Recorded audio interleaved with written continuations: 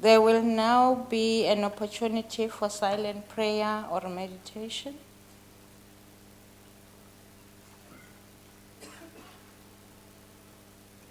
Thank you. You may be seated.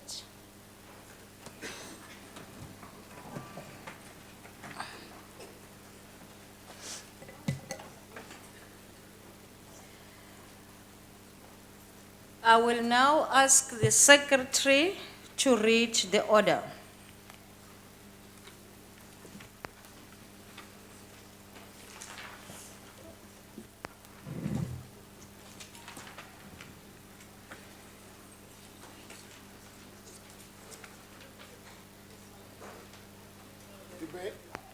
Debate on vote number 14, Basic Education Appropriation Bill. This is an opportunity to invite the Minister of Education, Honorable Motshekga.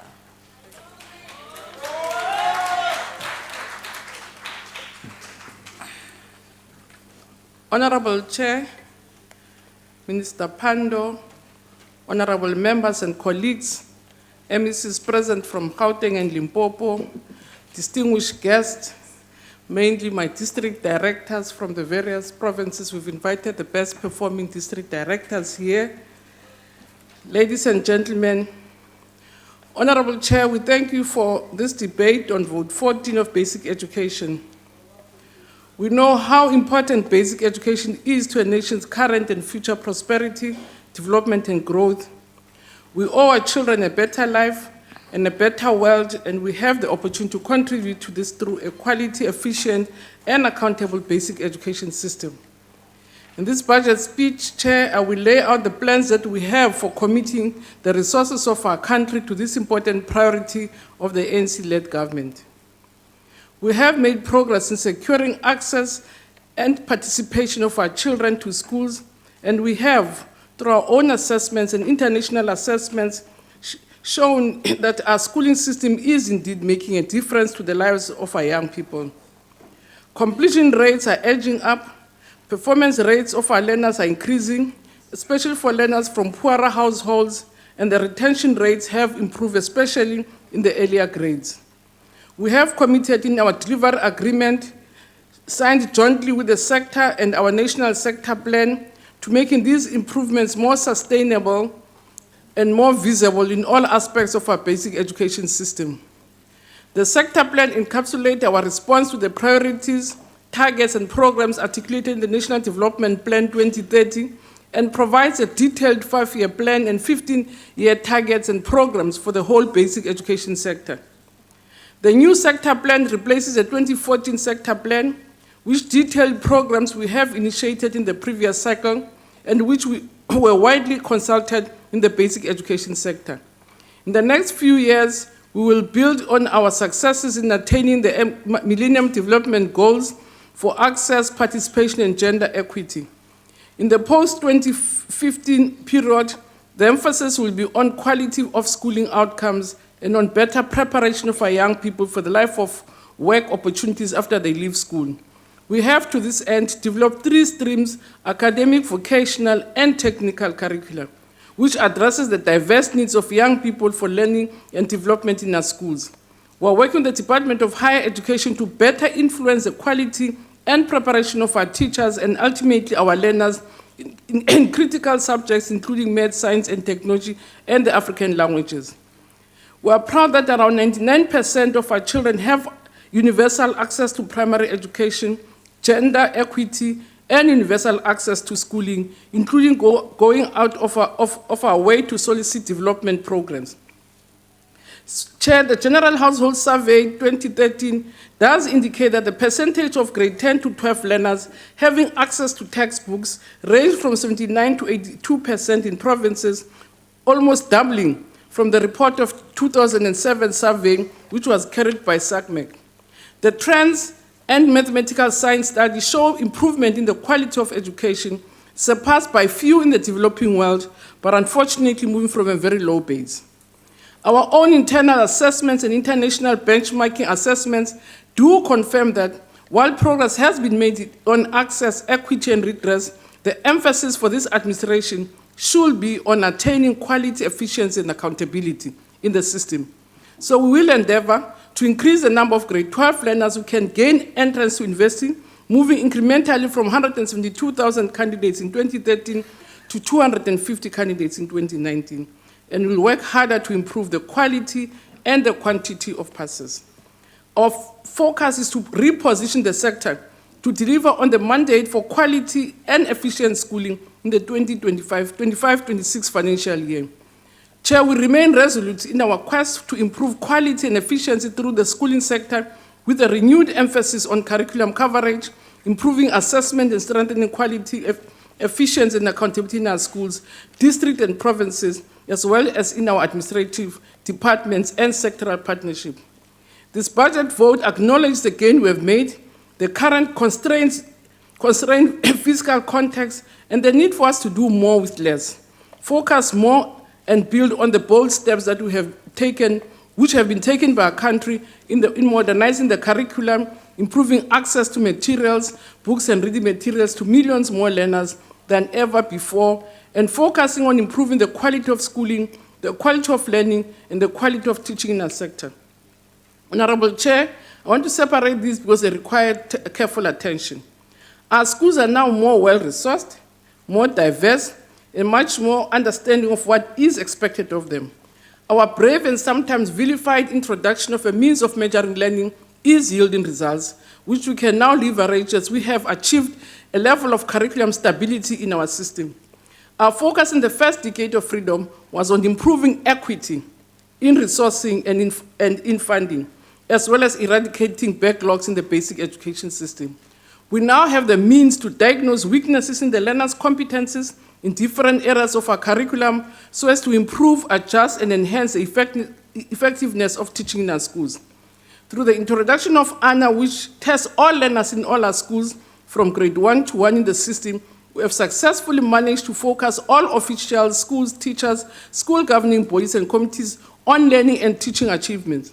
We can now diagnose weaknesses and act on these. We'll strengthen the diagnostic use of ANA, as ANA has proven to be useful, and we now have to work on systematic assessment function of these assessments to more carefully refine them so as to accurately work out the trends and progress in the sector. So we are fortunate also, Chair, that we have existing entities like NIDU, which also support the work that we are doing in the sector. Umalusi, the Quality Assurance Body, also continues to help us in respect of diagnosis of the tools that we are using, and NIDU will be embarking on a program of work to strengthen the assessment of learning trends in our sector in coming years. We also have a challenge around social cohesion. It is imperative for us to support our schools as institutions of effective and quality learning. Reports and information from our schools, community, and through the media point to the fact that we cannot continue to have a fragmented approach to learner well-being, as schools are a microcosm of society. So we have to develop a set of programs addressing learner well-being as part of learning and teaching improvements, including tracking our learners, especially the repeating learners, and providing support, special support to make sure that they don't stay too long in the system. Learning and education extends well beyond acquiring skills into acquiring and internalizing the values, attitudes, and behaviors that contribute to nation building, social cohesion, and reconciliation. We have to learn from the shameful experiences and behavior of the last few weeks of xenophobic attacks against foreign nationals and the defacing of historical statues, and set the example for our young people to live in a world that is diverse, is different, and forward-looking. We also have the responsibility as a sector to ensure that young people in our schools make a positive difference to their own lives and the lives of all whom they live, work, and learn with. The revival of history and through the curriculum, as well as a diverse set of social cohesion programs, including values in education, will have different emphasis depending on whether we are addressing a foundation phase learners' needs or the needs of older children in terms of their civic and social responsibilities. We do believe that our schools are diverse, and we have to address issues like xenophobia, bullying, and all other negative social behaviors that our kids are displaying in their everyday lives. Again, in the program, We will also give you the figures for the school nutrition program, which has proven over the years to be a key lever, especially for learners coming from poor households, to address hunger and contribute to quality education and improve health programs. On the other hand, Chair, research indicates that bullying, violence, drugs, and other social challenges remain a scourge of our communities. So a minimum well-being package for our children includes the strengthening of and implementation of an integrated school health program. And again, we'll give the committee more details around this program. So the learner well-being program for our learners must continue to provide also recreational activities, including school sports, arts and culture programs, to ensure that our learners continue to receive a well-rounded basic education. Because our human resource strategy for the sector has to be comprehensive and be informed by emerging research on what teaching and non-teaching support staff we need to reposition our sector. Hence the theme for this debate being to reposition the sector. We will work with the Organization for Economic Cooperation and Development, OECD, to develop a survey on teachers' perceptions and the necessary conditions for ensuring quality teaching, efficiency, and accountability in our basic education system. Because support without accountability does breed a dependency syndrome, and we are working with our people at all levels to increase teaching time, which is time on task, and the effectiveness of the quality of teaching and learning in our schools. Chair, we believe that reading and writing catch-up programs, because again, all our studies do indicate that we have ongoing challenges around reading in our schools. So reading and writing catch-up programs for early grade learners are critical, and we'll be working with our partners who are involved in making South Africa a reading society. International, regional, and national research identifies that support for reading activities and stimulation for the practice of reading and writing in all aspects of society in our schools, in particular, is crucial for deepening literacy and numeracy in developing countries.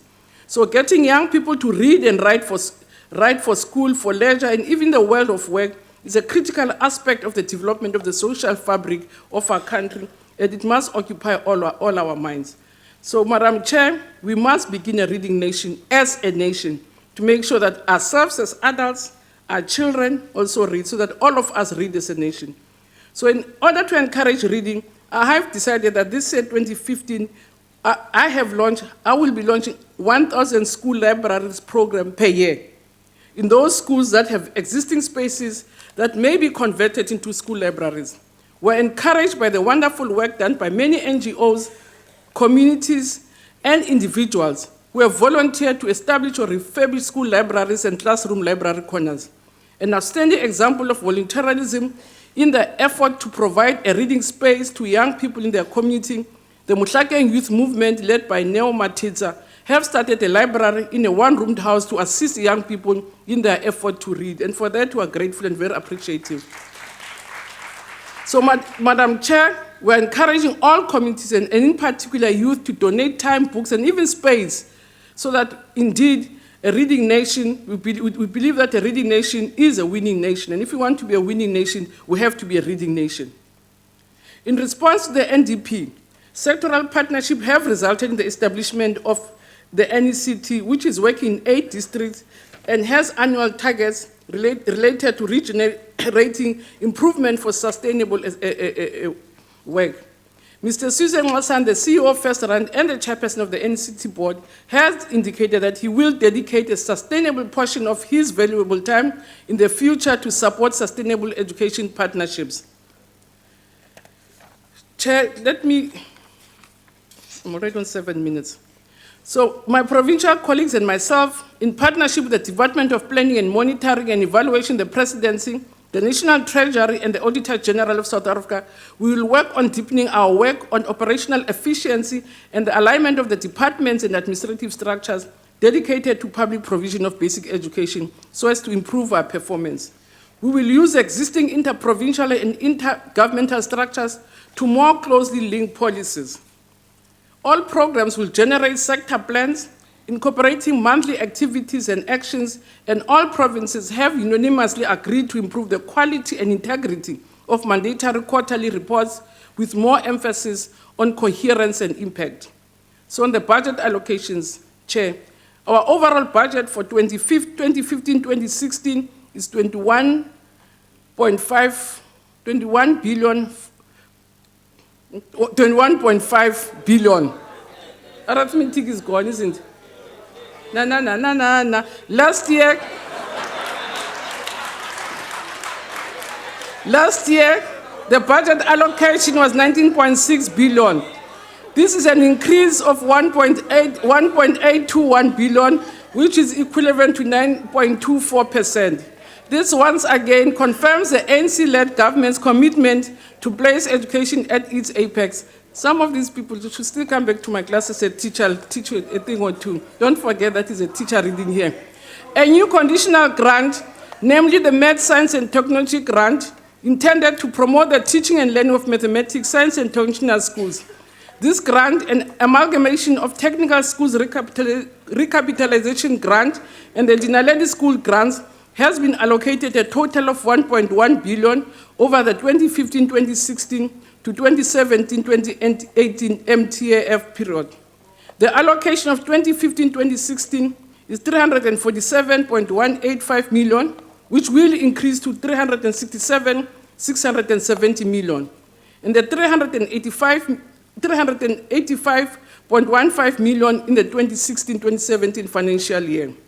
The Karikude Mass Literacy Campaign receives a reduced allocation of 439.58 million, which does indicate, Chair, that we are reaching as many people as possible, hence the budget keeps on decreasing, because the number of learners that we have to reach is also decreasing. The campaign of Karikude has impacted on the lives of more than 3.5 million people.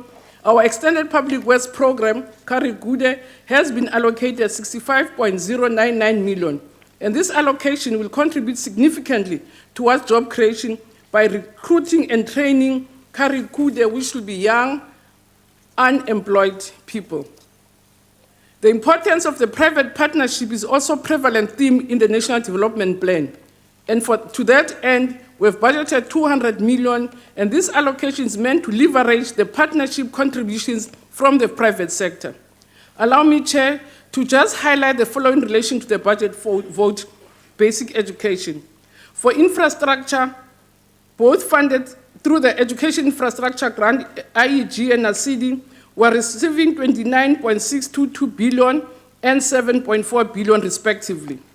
And I'm excited to say, Chair, this week we're opening the 100th school at Durang Motsepe Primary School to a jubilant community in the Free State. We are finalizing a dedicated infrastructure delivery management and oversight unit to enhance school maintenance, development, and provision in our system. This unit will comprise built environment experts and specialists with the requisite skills so that we can, on a named school basis, improve and monitor infrastructure, equipment, furniture, and provisioning of quality education. This unit must finally get to grips with the crippling and unacceptable sanitation situation that continues to plague too many of our schools. So regular maintenance is at the heart of many of our infrastructure problems, and in addition to our emerging needs as a result of demographic shifts and pressures and variable unit costs in our country. We also have been allocated 3.94 billion for Funza Lusaka to make sure that indeed you can continue to train and develop young people. We have also been allocated 3.5 billion on the MTF for workbooks. So workbooks have proven to be essential learning and teaching resources for our schools, and the department will continue making these resources available. And these workbooks have been translated into Braille to also benefit visually impaired learners. So we have been given an allocation, as I said, of 3.2 billion. We also have introduced the policy of screening to make sure that we can screen our learners in an early age if there are problems. We have been allocated 5.63 million for ANA. And lastly, the HIV/AIDS as well as the National School Nutrition Program, which are essential components of the learner well-being package, have been allocated 667.17 million and 18 billion over the MTF respectively. Chair, because of time, I'll just quickly run through the challenges in the sector and do hope that, Chair, we will get an opportunity to update you around an update on group copying, an update on progress that we've done on the job for cash investment, and also an update on the supplementary senior results. But I think this one I should read in the remaining, Chair. A total of 90,389 candidates had rolled for the 2015 NSC supplementary results. I'm glad to announce that the national pass, with the inclusion of these results of supplementary exams, has now improved to 77.1%, an increase of 1.3% from the 75.8% of 2014. This means the number of candidates that obtained admissions to bachelor studies has increased from 150,000 to 152,000, an additional number of 1,266 more candidates. So in conclusion, Chair, let me recognize and really thank the department, especially my colleague, Deputy Minister Enver, the chairperson of the Education Portfolio Committee in the ANC, who leads us and guides us in most instances. Thank you very much, Minister Pando. But also thank the chairperson of the Select Committee and members of the committee in general, not the crowd we have rented to get from other people, the members of the Portfolio Committee. Thank you very much for the ongoing guidance and support that you give us at all times. The HOD, our Acting Director General, and his team of senior managers, as well as officials in my office for their support. We continue to be immensely grateful to all the teachers that we've invited here, to our principals, parents, learners, SGBs, and the district directors that have invited here. Thank you very much for coming. And so I say these are the best district directors in the country who work daily to make quality education a reality Madam in the Chair. various parts. And thank you. Madam And also Chair. thank my colleagues from provinces that are here. Thank you very much. Madam Chair, point of order.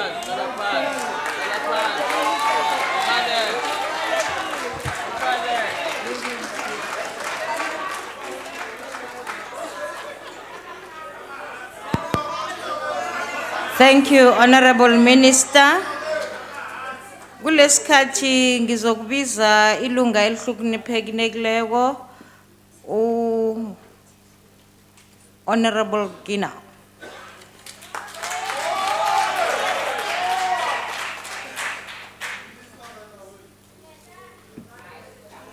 Chairperson, Minister of Basic Education, Honorable Motshekga, Minister Pando, our Deputy Minister, Honorable Sudki, all MECs present, Acting DG and senior officials of the department, honorable members of the Portfolio Committee, honorable members, I greet you all. Chairperson, it's always an honor when one gets an opportunity to debate on one of the votes within the priority areas of the government. In the past administration, education was placed as a high priority in the program implementation of government. Similarly, into the 2014 election manifesto of the African National Congress, we also committed that in the next 5 years, that is 2015 to 2019, we'll build on the progress made throughout the implementation stages of the 2009 manifesto. This is because the commitment in that manifesto, in which education was elevated as a key priority, remained coherent, realistic, and achievable. Indeed, this reflects the commitment to build the future of this country. Honorable Minister, through 2015-16 budget vote debate, we'd like to recognize the achievements of your influence and the leadership you constantly rendered. The system of education for the first time, and it continued building on the base that you found, has experienced the positive outcomes. This is evident in the consistent improvement of the metric results, as you have just alluded to that. We furthermore would like to state that your openness caused the administration to make us understand the education system as a whole, understand the progress made, understand the challenges within the system, and you also provided the interventions that remain necessary to address challenges. It is very clear in your term of office that was a groundbreaking term. It was the term that you boldly introduced annual national assessment known as ANA, in which is a pointer and a yardstick where our system is. That was groundbreaking. It was the term that you took bold decisions to profile all mud schools so that everyone knows about them, and thereafter put a bold plan to deal with them. That was groundbreaking, Minister. We finally know the number of schools we have to build. It was a term where clearly and structured goals, indicators, and targets were set.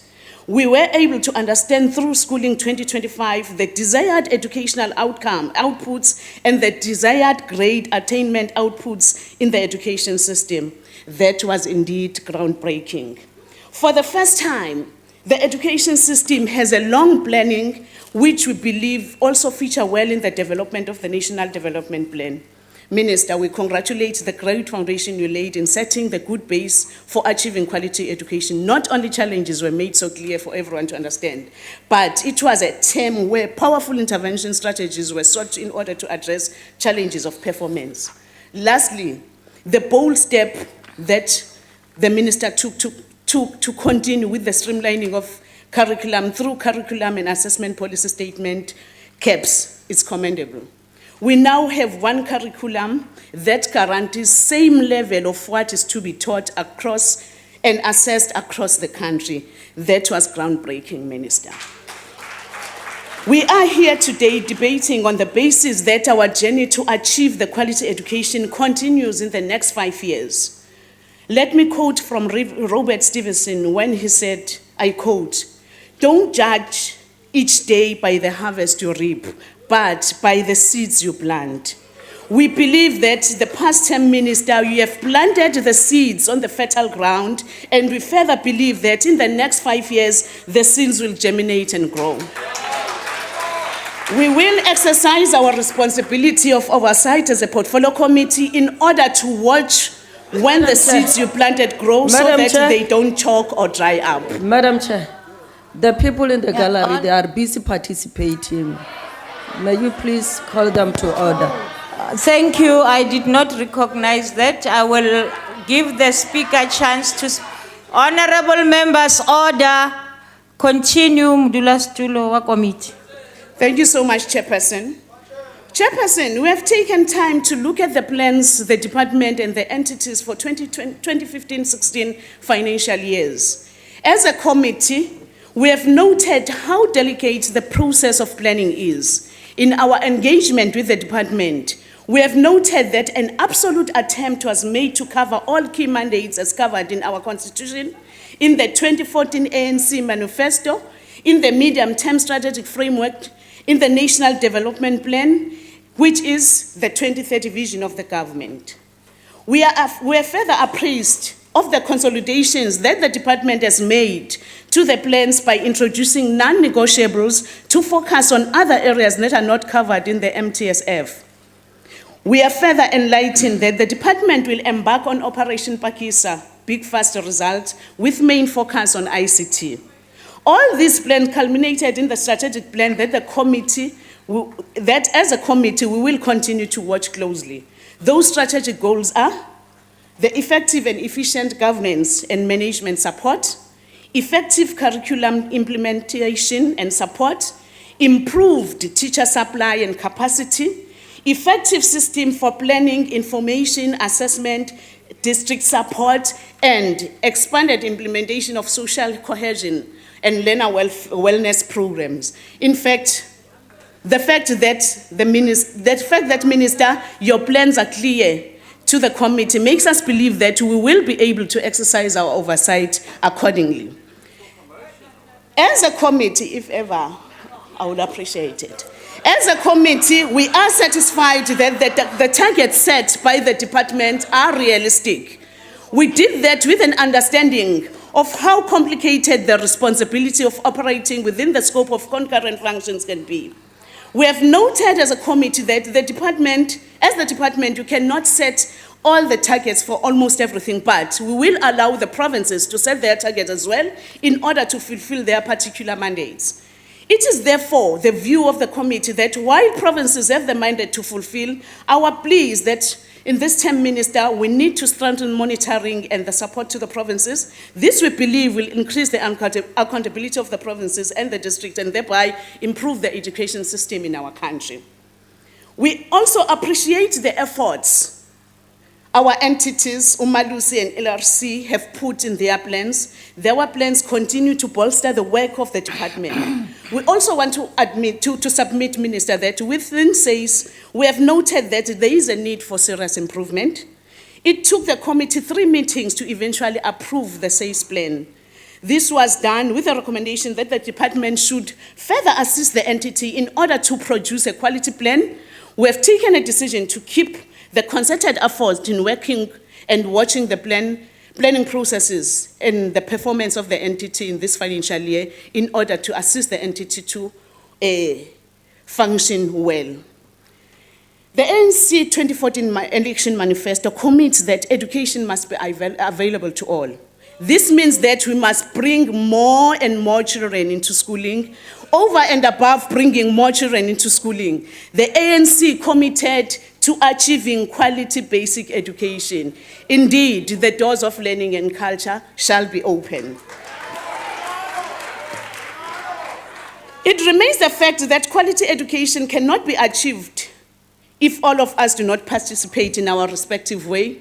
We acknowledge the contribution that has been done by the National Education Collaborative Trust in making sure that the goals of education and quality education is being achieved.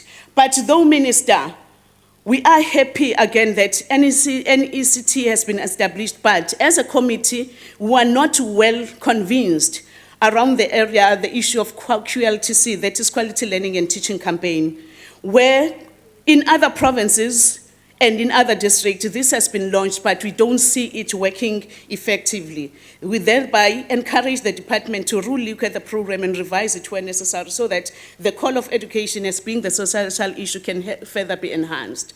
Again, as a committee, we wish to thank all the teacher union for the participation and the contributions that they've made towards making sure that quality education is being achieved in the country.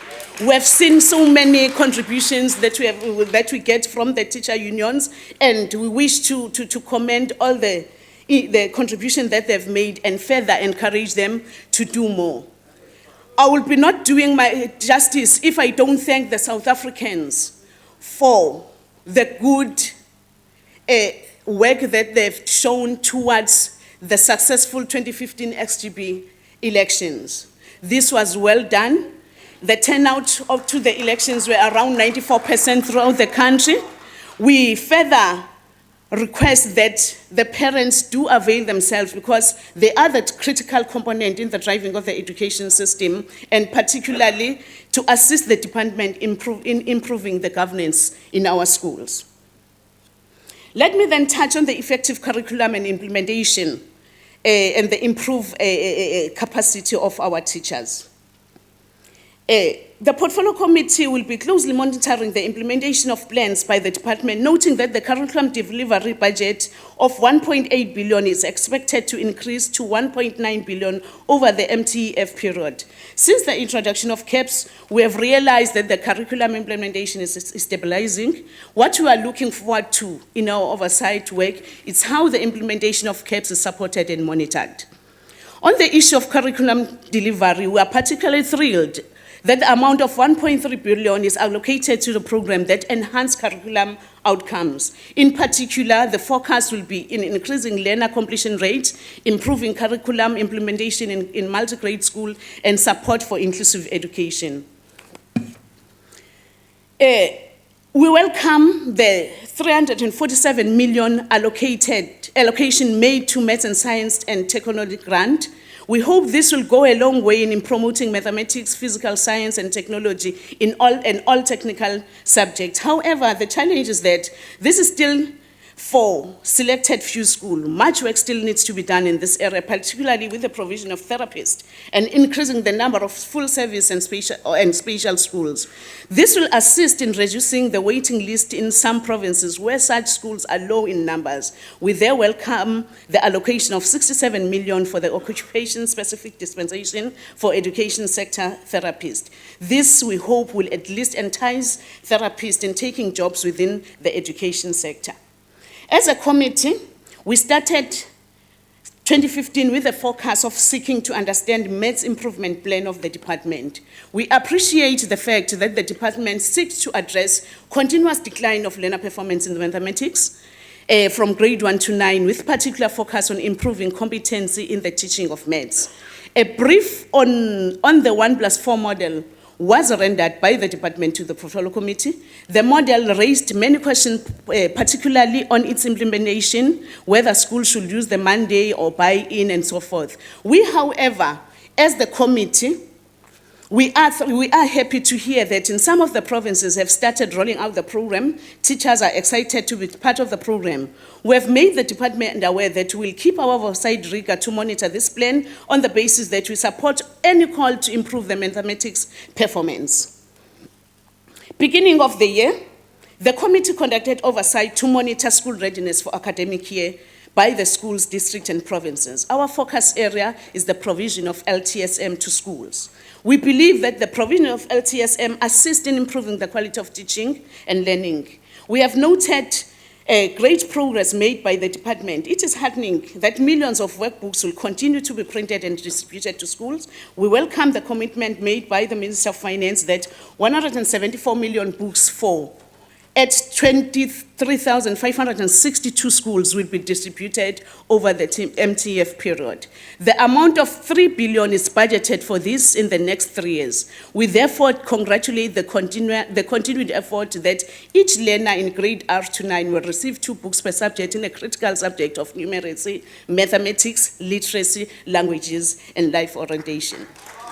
However, during our oversight, we noted challenges in the provision of textbooks. We hope and believe that the provinces will take good care of this and make sure that textbooks and moreover their retrieval policies are in place so that we see that the investment that we are putting, we reap on it. The committee will further monitor the teacher education human resource institution development programs, whose budget is 1.1 billion, which will increase to 1.2 billion in the MTF period. To address the teacher supply challenge, we welcome 3.1 billion that is allocated for Funza Lushaka bursaries, and we hope we are going to reap the fruits on this. And Minister, we call for the effective utilization of teachers, where we will see the teacher trained for the subject, teaching that subject, so that we are ensured of the quality education that we are always advocate for. Let me again, towards my closing, Chairperson, quote Benjamin Franklin when he said, "An investment in knowledge pays best interest." Indeed, we are proud to stand here today and say the 21.5 billion that will grow to 23.8 billion over that MTF that has been budgeted for the Department of Education is going to bear the fruits that the country is waiting for. Then let me thank the committee members for participating constructively in the committee debates on the plans of the department and the entities. I would also want to thank the committee support team for diligently putting together our report. Minister and Deputy Minister, we thank you for the continued and united leadership that you always show to us. Acting DGs and DBE team have provided valuable cooperation and scrutinized the departmental plan. The ANC support this budget vote. Thank you. Thank you. Thank you, Honorable Gina. We now call on Honorable Lovemore. Thank you, Chairperson. Minister, you know that of the 3 National Education and Evaluation Unit or NEDU reports that have been compiled, you released only the first one. You have now, I note, uploaded the second one. That first report focused on literacy in the foundation phase, and it was damning. Helen Zille labelled it the report of the decade. The report found that South African children's reading skills are falling behind those of their international counterparts by the end of grade 1. The second damning NEDU report focuses on grade 5 literacy across the country. I quote, "The reading fluency of learners is generally very disappointing. The average score for fluency was just over 46 words correct per minute. grade 5 learners should be reading at 110 words correct per minute.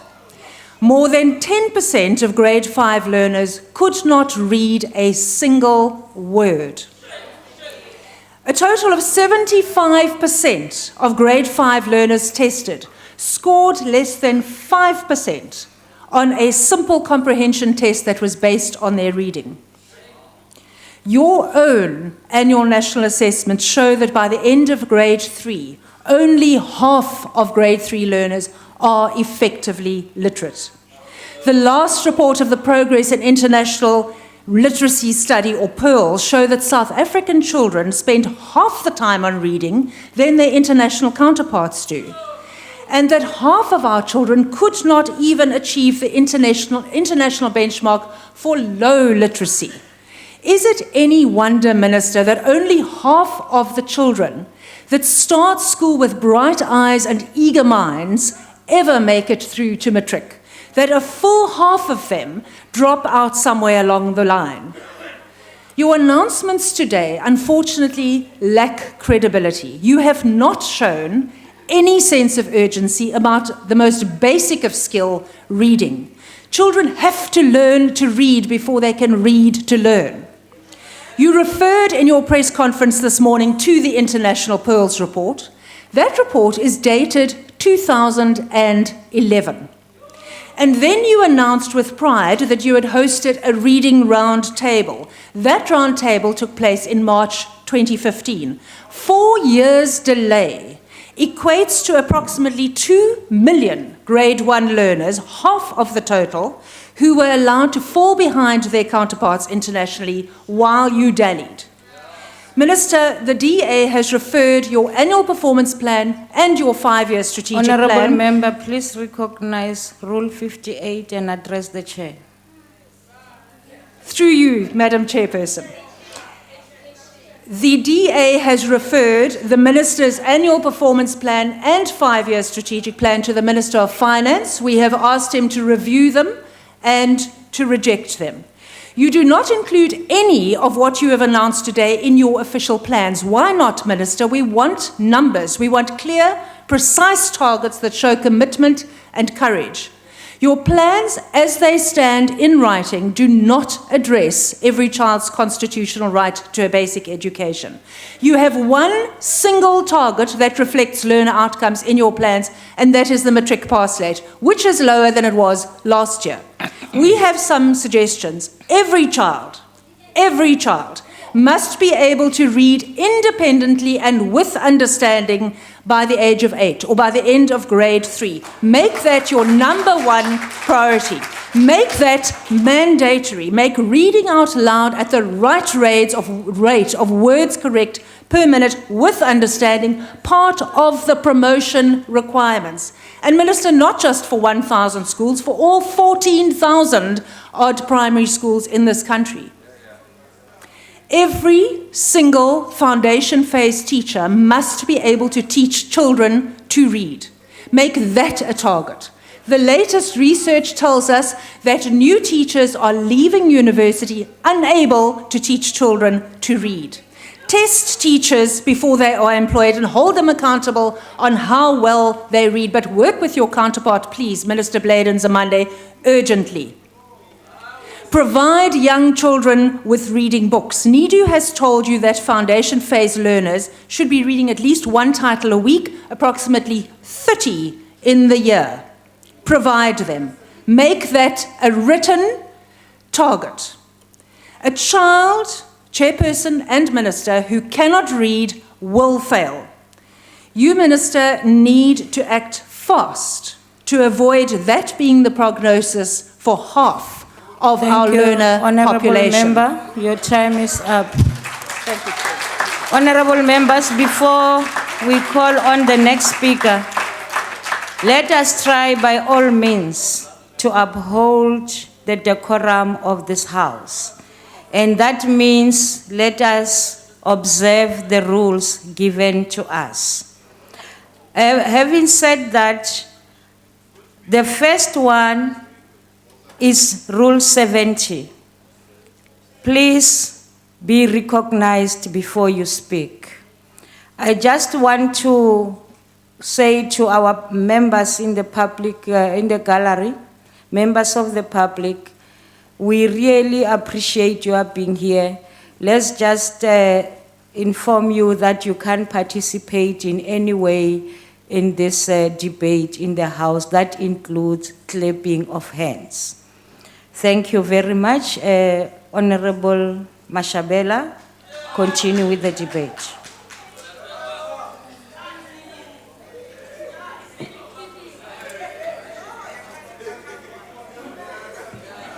Thank you, Madam Chair, Minister of Basic Education, and all members of Parliament. The President came here last year and gave us a gross misrepresentation of the truth, claiming that the government built 1 school per week in the Eastern Cape, a claim that was later re-emphasized here by the Minister and Deputy Minister. Were this true, it would mean that the government had built 52 schools in the Eastern Cape over the past year. This has been proven to be incorrect and exposes the ANC for using lies to score cheap political points. This also means the ANC uses lies to secure budgets from this parliament to continue delivering substandard services to our people. The Department of Basic Education is in a permanent state of crisis as a result of their fixation with matric pass rates, ignoring the fundamentals of basic education, like proper classrooms, knowledgeable teachers, good nutrition, sanitation, and scholar transport. This is evidenced by such sad cases as the death of a school kid in Limpopo who fell into a pit latrine at his school and died. Something that never happened even during apartheid. In the same province, at Gapane High School. Order, honorable members. In the same province at Gapane High School, learners and teachers are struggling to learn and teach because they still do not have textbooks. The National Nutrition Program is also beset with problems, as our children get admitted in hospitals after eating the food supplied through this program. Honorable Minister, all is not well with this department.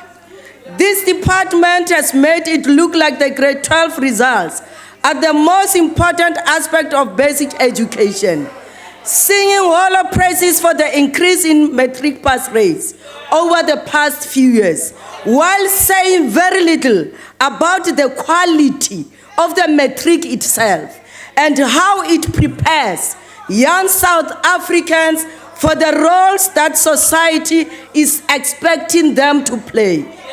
Using the 2014 matric pass rate, listen, stop howling.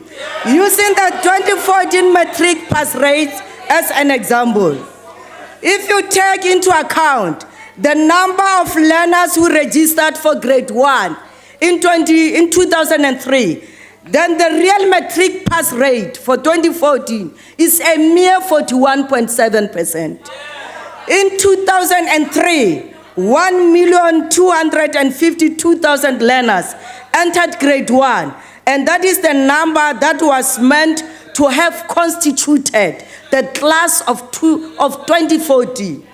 In 2014, only 688,660 learners sat for their matric examination. This means that only 55%, order, Honorable Minister, listen. Only 55% of the learners who started school in 2003 made it to grade 12 in 2014. The rest were lost along the way.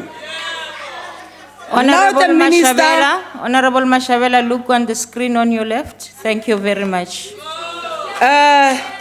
Thank you. The EFF reject this budget. Thank you, Honorable It proposes Mashabela. nothing as a Your solution time to has any expired. problems we Thank have you. highlighted.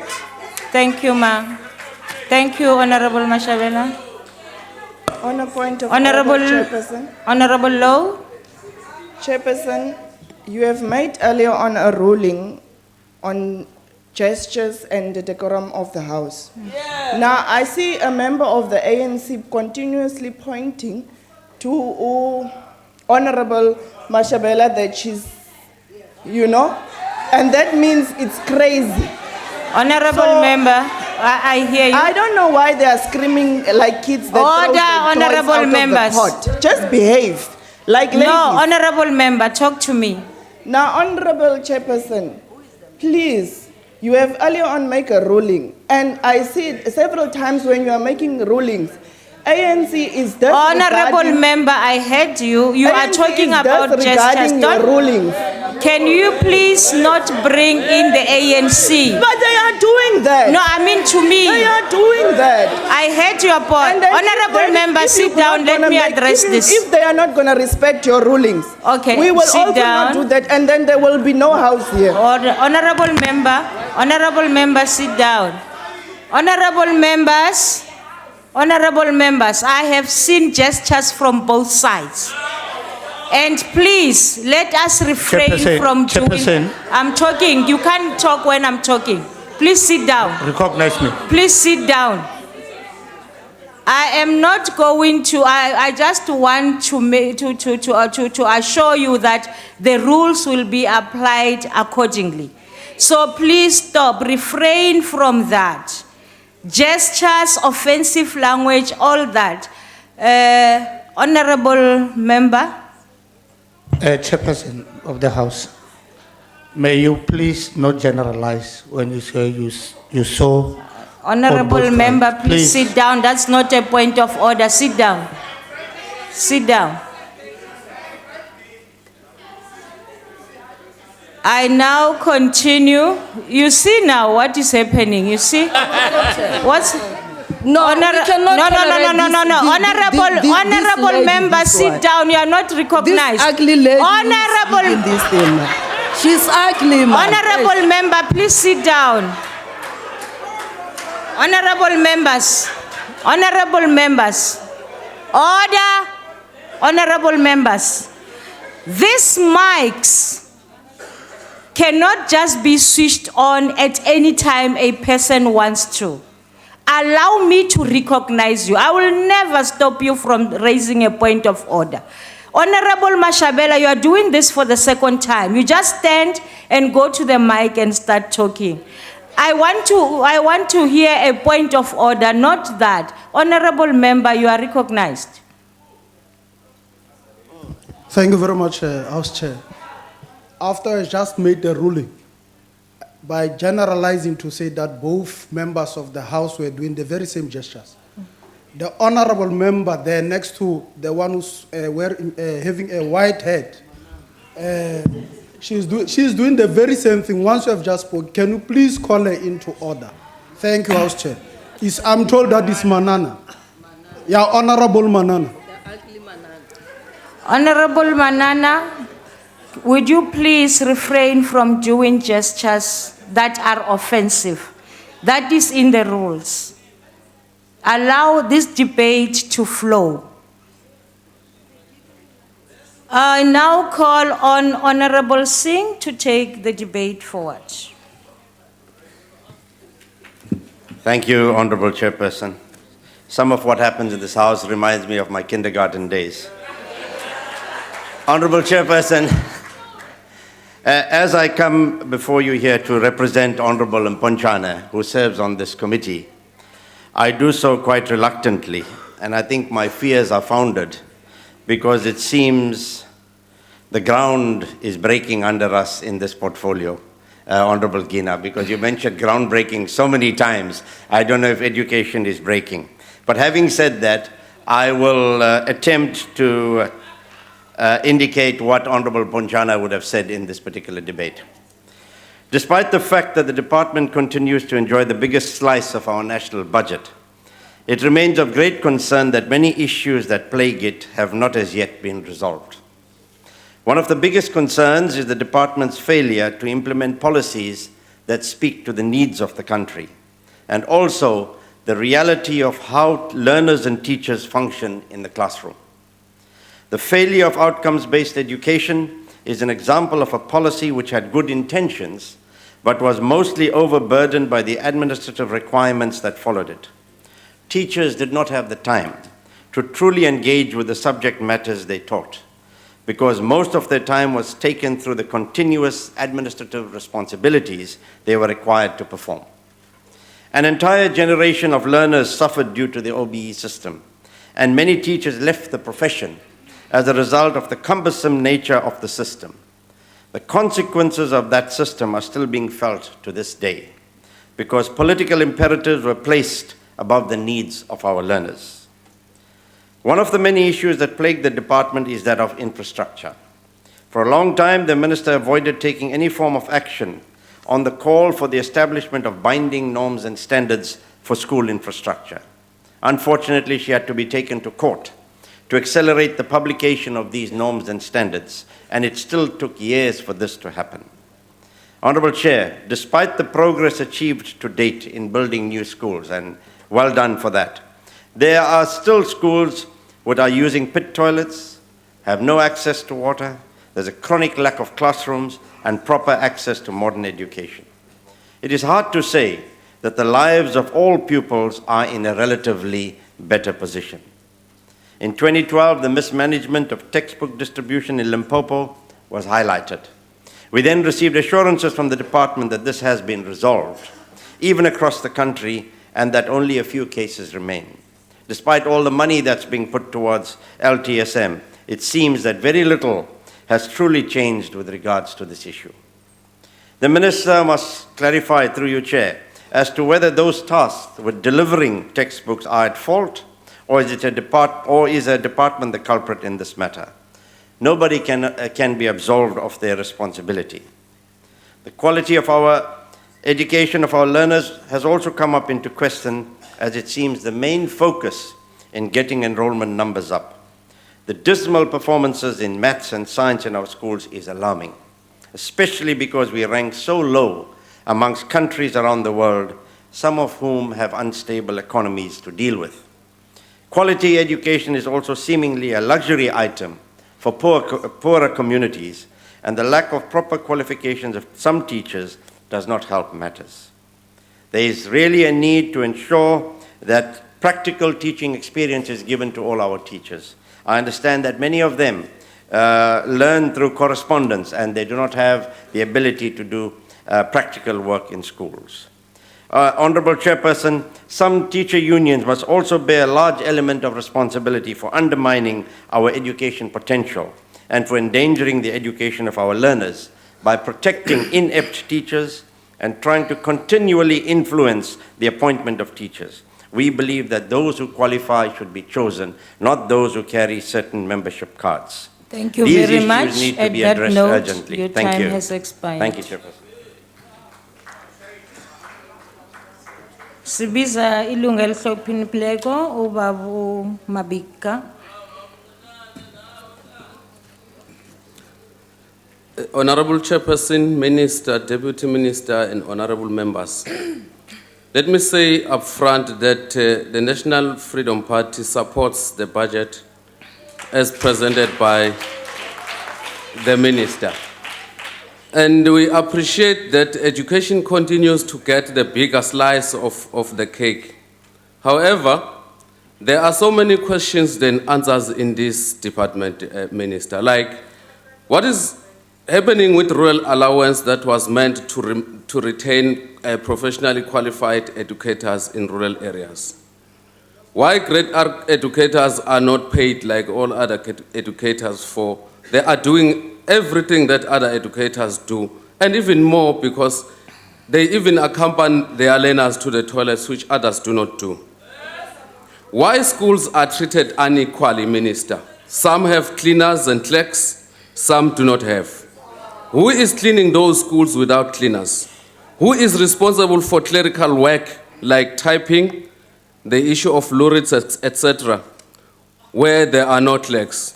Madam Chair. Why school principals have to teach Madam Chair. when they Honorable are Mabika. charged with responsibilities? Honorable Mabika, please sit down. What are you raising on, Honorable Member?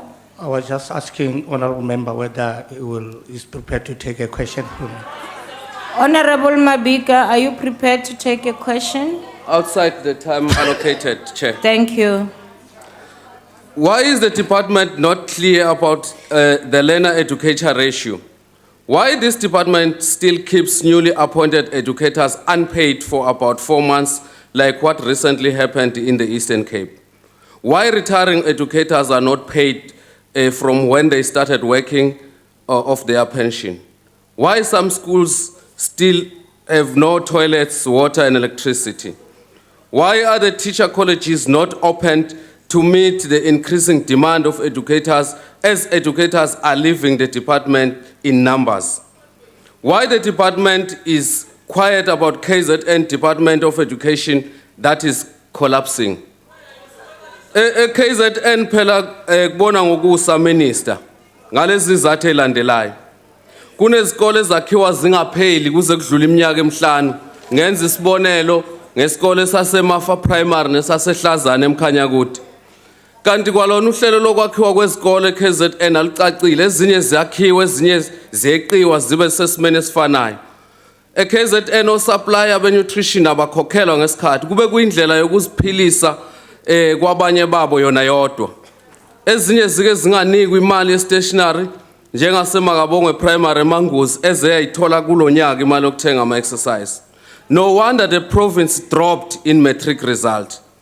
Inhloko yomnyango KZN izwa ngesathu ukuthi yenzeni. Uma ithi sathi msuse lo mhlola simfuni ivele imsuse ngaphandle kokubeka amacala lo muntu. Ngenza nje isibonelo ngomhlolo omkhulu wasobonjeni eMkhanyakude umhlolo uMahlangu. Njengamanje akekho eoffice emva kokuba isathi ivele yaye office yayothi asamfuni lo mhlolo akasusa. Kunabo principal okuvele kuthiwe suka la uyele ngaphandle kokulandela umthetho. Ngikhuluma nje eMshanguzane high school uprincipal wakhona akekho eMkhanyakude futhi. Ngoba kuvele kuthiwa suka wena ingane asiphasi iyale.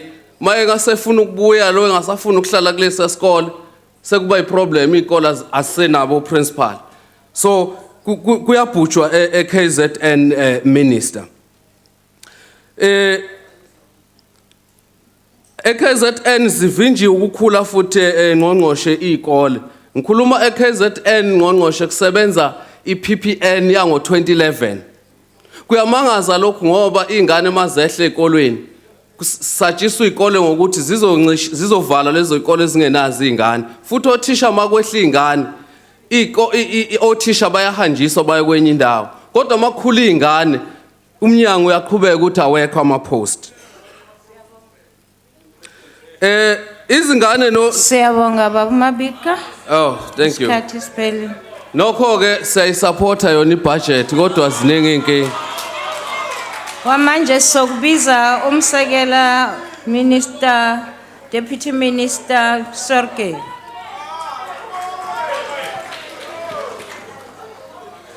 Honorable Chairperson, Honorable Ministers, and Deputy Ministers who are present, Honorable Members, and stakeholders of education, leaders of our unions.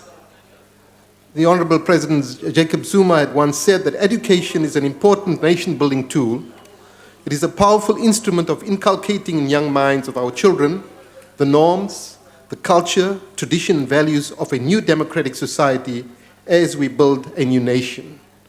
This year, we celebrate the 60th year of the adoption of the Freedom Charter by the Congress of the People, and I mean the authentic Congress of the People, on the 26th June 1955, which eloquently stated that South Africa belongs to all who live in it, black and white. It also elaborated on the aim of education, and it says as follows, that the aim of education is to teach the youth to love their culture and the people, to honor human brotherhood, liberty, and peace.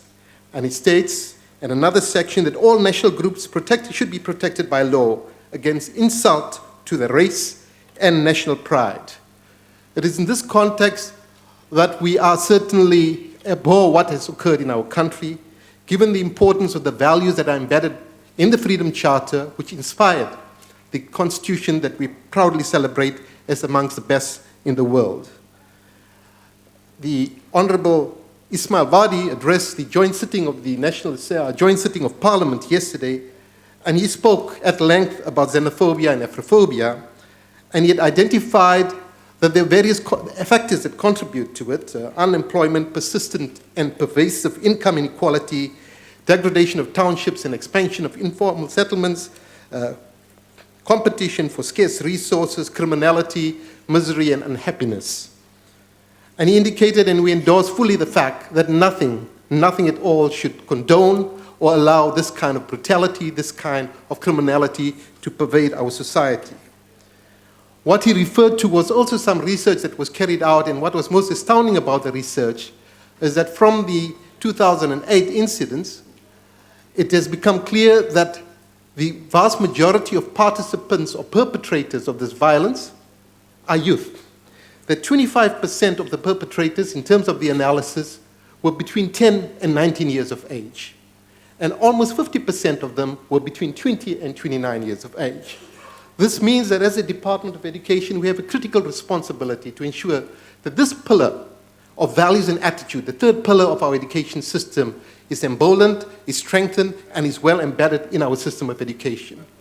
Because indeed, if we had fought for a community and a society that is non-racial, that is humane, that is caring, that is committed to Ubuntu, then we have a particular responsibility to ensure that life orientation is strengthened, that our history, our identity, our past becomes significant. And for that reason, indeed, it is the intention of the Department of Basic Education to make sure that history is compulsory in all our schools so that we can understand where we come from, to understand our diversity, to understand our democracy, and that our history did not begin with the arrival of the Dromedaris, Goede Hoop, and the Reiger, but it started long beyond that.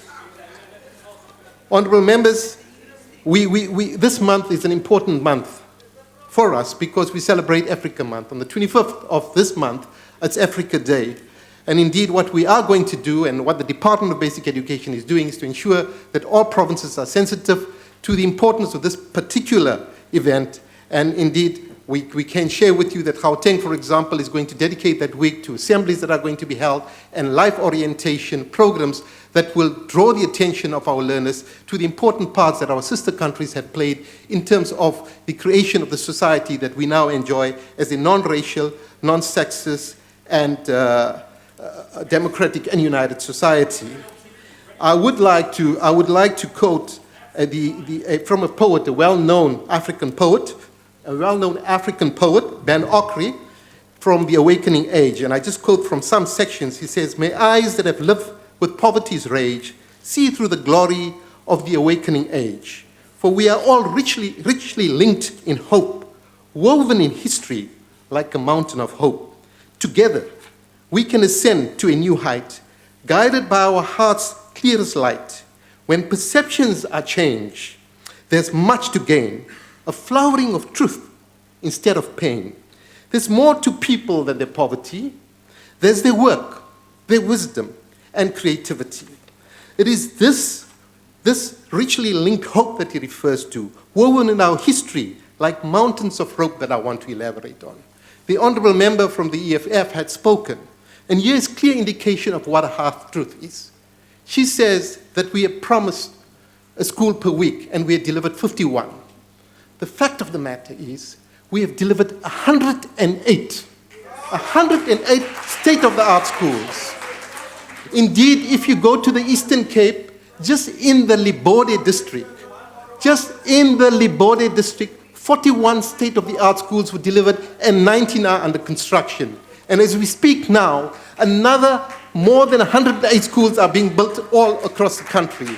In the Western Cape alone, we have delivered 12 state-of-the-art schools and another 13 are under construction. That is the reality about our infrastructure. That is the hope that will weave us together to say tomorrow will be better than yesterday. Indeed, I would ask the Honorable Lovemore to read more.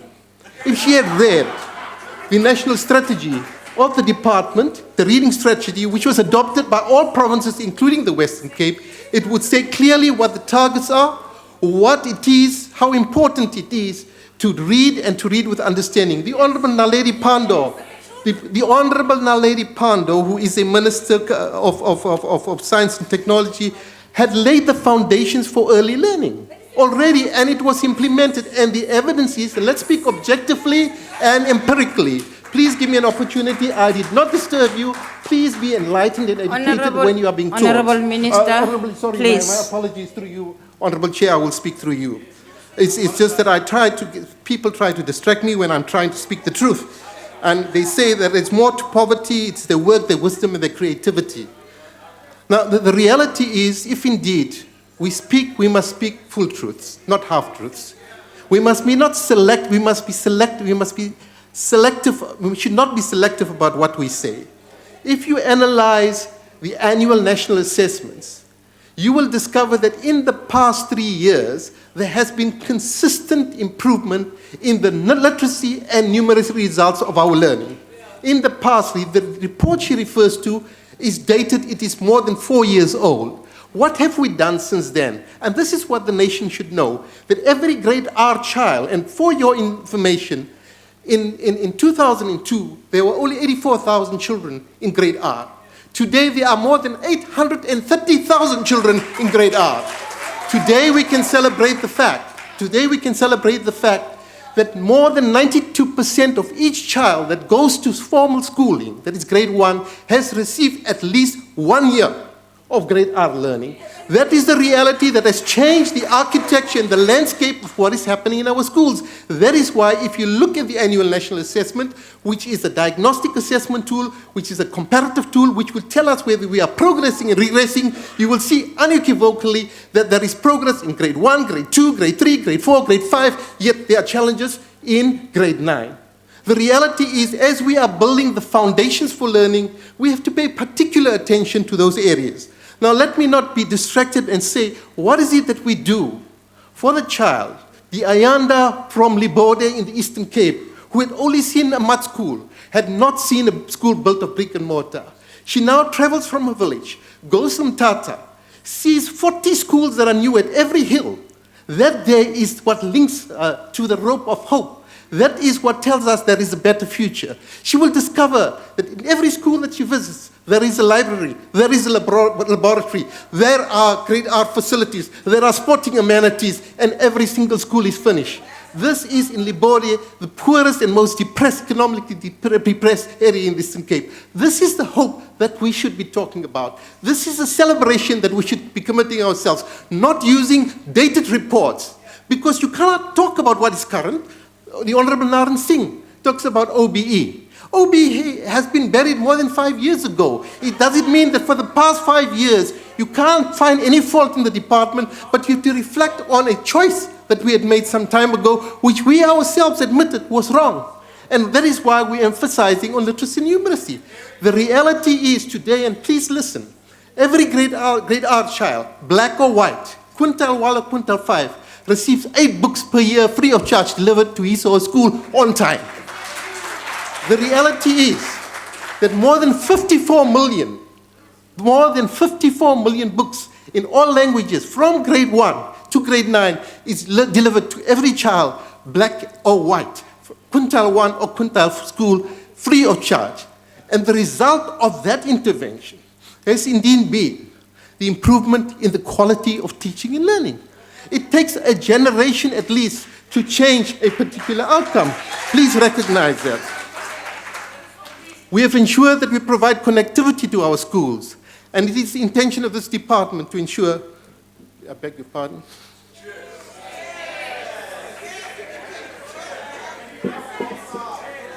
What have we done in terms of ICT in the 21st century? So Ayanda, who comes from the Limbode district, would say, but my God, I see computers, I hear about computers, I don't have one. She would now have one soon enough. The intention is to have a special consultative process in terms whereof the various departments, science and technology, Department of Broadcasting, Communications and Education will sit together in a rapid results endeavor to ensure that every school, by the end of this administration, get connected. Now, we've made promises like the school per week. We haven't fulfilled it, we've gone beyond it. Because if your calculation is 51, we've gone to 108. So please, my dear, if you wish to inform the House and the nation, please make sure about your facts. Now, at the heart of a successful program of teaching, the honorable member, I'm busy speaking. Please, if you listen, you will learn. Our entire curriculum content has been digitized. Our mathematics, science, and textbooks for grades 10 to 11, grades 10 to 12 have been digitized. There are 94 publications for math, science, and technology from grades 7 to 9 that have been digitized. Grades 4, 5, and 6 in all provinces receives a uniform textbook. What we are saying to you is that we are ready for the 21st century. We have more than 200 e-readers available to every learner. And what is most interesting is the result of a partnership that we've undertaken. Whether you're using a smartphone or an ordinary phone, 600 devices can access the entire curriculum content, all exemplars, all past papers, all readers, all science textbooks on their cell phone. Mahala. Mahala, free of charge. This is the 21st century. This is what we are delivering. Please do not say we are falling short in terms of our promises. Yet we recognize, as there are mountains of hope, there are mountains of challenges. We cannot ignore the reality of a divided and difficult past, a gross neglect of the future and the quality of education provided to our blacks. We are trying to change this by creating environments that are conducive to learning, by introducing technology, by ensuring that we update the skills of our educators. And indeed, we are doing that. We've set up 145 teacher resource centers across the country so that teachers can basically from professional learning communities and begin to share and exchange ideas where they are taught, where they can be taught, indeed are being taught how to utilize ICT into the curriculum, where they're being taught how to utilize English across the curriculum. And indeed, there are self-assessment tools that are being established where teachers can determine what the skills are in every subject across every grade in a non-intrusive manner to say, well, now we know where our difficulties are, this is how we can improve it. We haven't got there yet, we are moving towards it, but we are very, very busy, and we are not busy alone.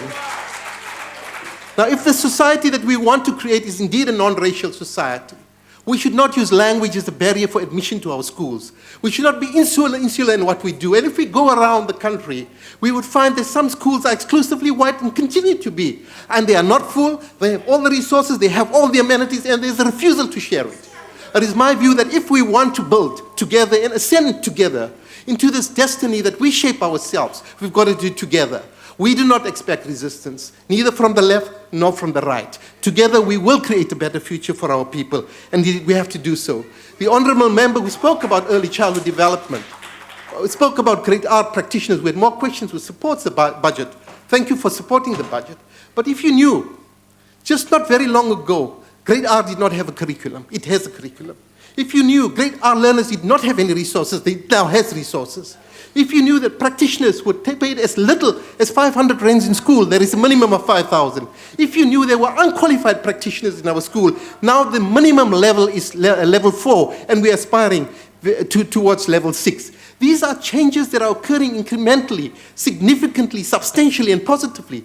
This brings about and should fest in our hearts hope and a better belief for a future. Education is critical. It is at the center of our endeavors. And indeed, if we want to ensure that we celebrate our Constitution as it does, as we should celebrate it, if we want to open the doors of the learning, as the Freedom Charter says we should do in the 21st century, it would mean to recognize with us the challenges that we have, both in literacy and numeracy, that we've got to do better in mathematics and science. But we must not ignore the fact that 5 years ago, we had only 28,000 children, learners, passing mathematics. Now, currently, thank you. Currently, we have more than doubled it, and we have more than trebled the passes of pass rate in mathematics. The future augurs well. Thank you, Minister. Thank you, ADG and senior management. Thank you, honourable members. Thank you very much.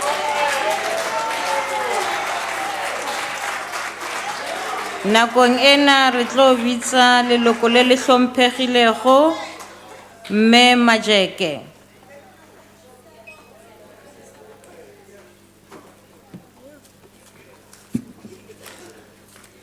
Honorable Chairperson, Honorable Minister for Basic Education, Honorable Ministers, and Honorable Members.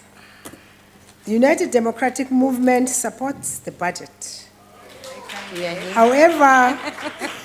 However, we want to drive home the following important issues to the department to pay the necessary attention to.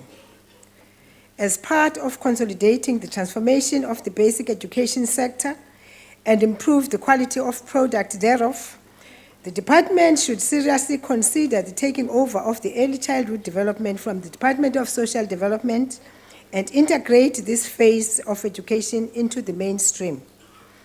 As a country, we need an education system that is integrated and seamless with a curriculum that talks to each other. This approach takes into consideration the fact that cognitive development of a child takes place during the years of early childhood development. The capturing of accurate and reliable data on teachers across the country needs to be improved by the South African Council of Educators. In order to assist SACE in this regard, the department must attend to the continued outcry from SACE regarding timing of funds received from the department. While SACE receives complaints with regard to relationships between learners and teachers, resulting in pregnancy and the possibility of young girls dropping out of the school system, SACE does not have authority to request DNA to verify such allegations. In this regard, we are of the view that relevant regulatory framework that do not give this authority to SACE should be investigated for possible amendments. The Department of Education reported through the School Realities 2011 that almost 50% of pupils who enrolled for grade 10 in 2011 did not reach grade 12 in 2013. This is surely a cause for great concern, in particular given that there is no subsequent report about their whereabouts with respect to continued human capital development plan for the country. It is our firm view that both the Department of Basic Education and the Department of Higher Education and Training should look at this situation and find concrete solutions to the problem. It may be that some of these would be eligible to exit to the technical and vocational education and training, and if this is not the case, something needs to be done urgently. Honorable Chair, the Council for Higher Education proposed for undergraduate curriculum reform in 2013. This was based on the fact that many of the students who enter higher education for a 3-year degree do not complete their studies. Once again, both departments should cooperate in dealing with these critical challenges confronting our education system and human capital development program. Honorable Minister, I've been sent by the teachers at Umhlonto municipality in Ward 17, area Emahlungulu, the primary and the high school there. The high school, they request for a laboratory. If the laboratory is not there, at least the apparatus so that they can be able to teach the science students. Then they can improve the quality of their education and the results for the matric results for this year. Once again, Honorable Minister, through you, Chair, the United Democratic Movement supports the budget. I thank you. Honorable Member, thank you very much. Thank you very much, Honorable Member. Honorable H.D. Khosa.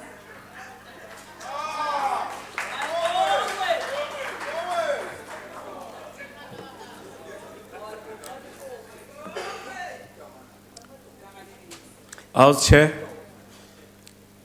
Honorable Minister of Basic Education and Higher Education, with all your colleagues, honorable members, and our guest, Nampushela Peril. Chairperson, into the 5th democratic government, the ANC noted that skills and education are important to every member of the society to realize the potential and participate in social and in economic life. While this observation acknowledges that education plays a crucial role in freeing our people socially and economically, The reality is that there are social and economic burdens that remains obstacles to the attainment of better life by our people. It therefore becomes difficult for our people, particularly children from poor communities, to get the required opportunities and preparation to participate meaningfully, socially and economically due to socio-economic burdens. Noting this, Chairperson, it is imperative to our government to address socio-economic burdens for our children to access quality education so that they can fully, meaningfully participate in the economy of our country. There are high prevalent socio-economic challenges confronting the majority of our schools are around poverty, wellness, health and nutrition. These include barriers to learning and inclusivity, safety and the lack of care and support for these learners. These issues have strong potential of hampering access to education and further compromise the quality of our education. The most worrying factor, Chairperson, is that these challenges have strong potential of eroding the gains in learner retention and poses a huge drivers to high dropout rates. We therefore, Chairperson, cannot be a better vehicle to address poverty alleviation and improve the health of our children other than through ensuring that children in schools are better assisted. That is why dealing with poverty has always been a priority for the ANC-led government, believing that such will go a long way in addressing the right to education and the realization of quality education. The caring ANC-led government has waged war on poverty, and gains are visible since our attainment of democracy in 1994. The commitment by the Department of Basic Education to take the war on poverty further is clearly spelled out in the Action Plan to 2019 for Schooling 2030. The department has made huge injection of resources allocation for the Educational Enrichment Services Program in the MTF. In 2015-16 financial year, the programs received 5.97 billion rand, which is an increase of 0.24 billion from 5.73 billion for the previous financial year. We are proud, Chairperson, to state the huge impact these programs are making to our children and deprived communities these children that are coming from. It must be noted that not only learners benefit, but there are also good economic spin-offs created to families and communities where these programs are being rolled out.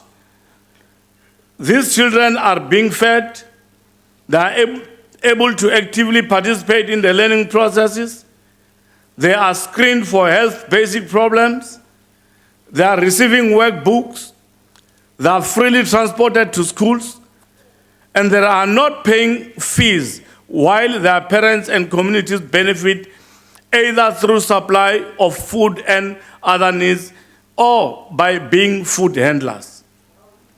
Chairperson, the fact that parents and communities are meaningfully partaking in some of these projects and thus making them economically active is giving renewed hope for the poor people. The basic education projects are contributing in a small but profound way to the stimulation of economic growth.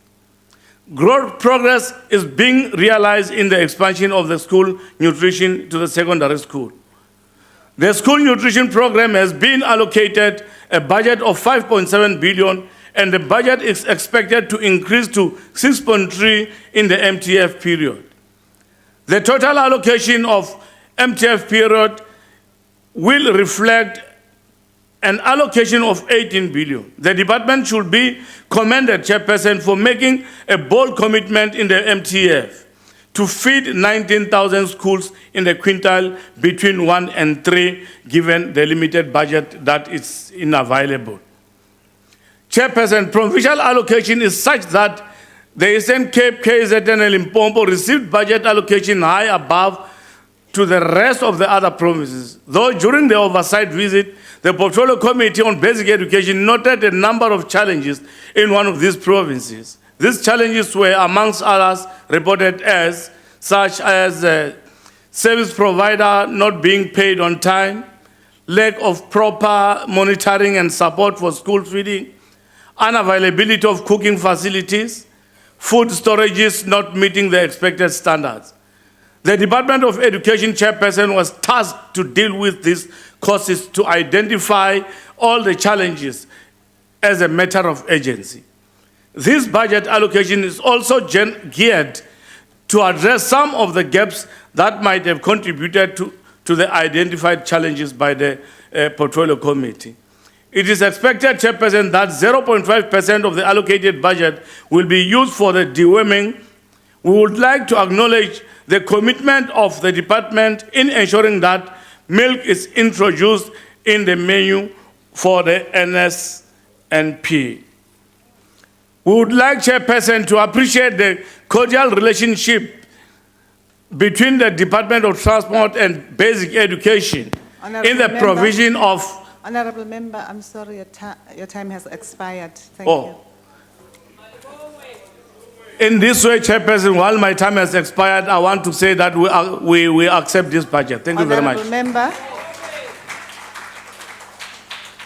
Honorable A.T. Alberts.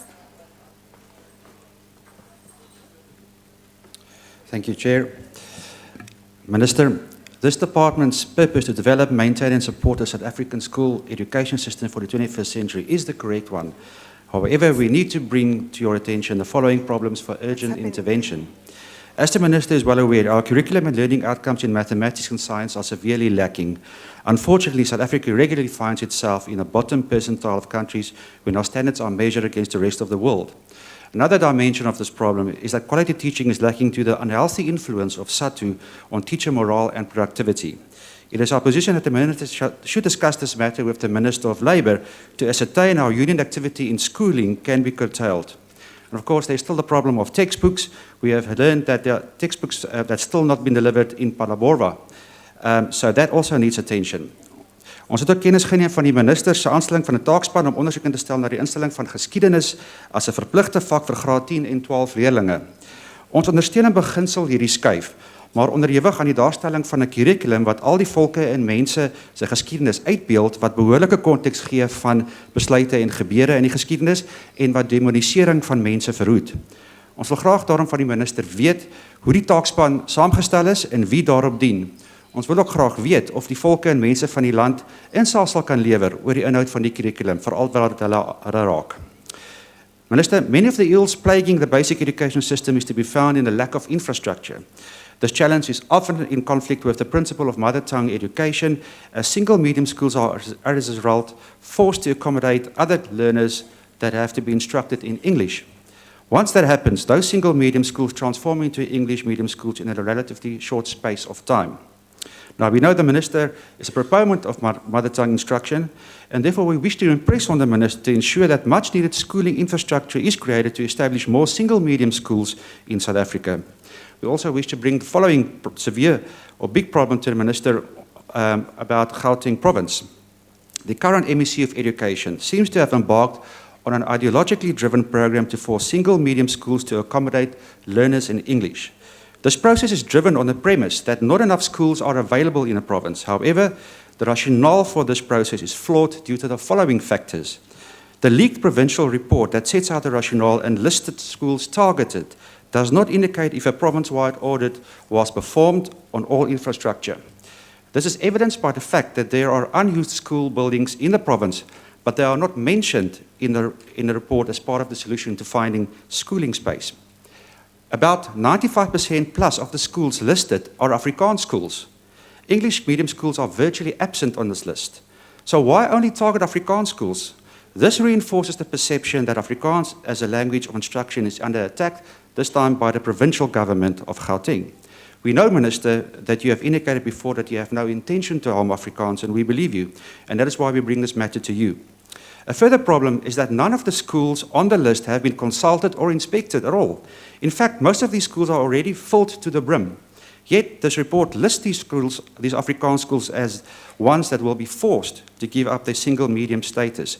Surely there must be a sinister motive on the part of the MEC. Ons sal graag hê die minister moet kennis neem van die betrokke LER se duiwelswerk en in te tree.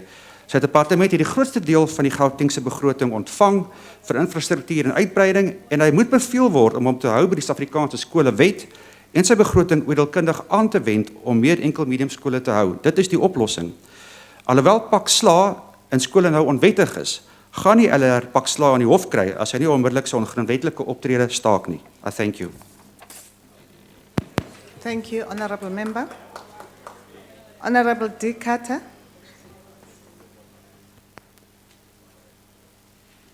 Thank you, Chairperson.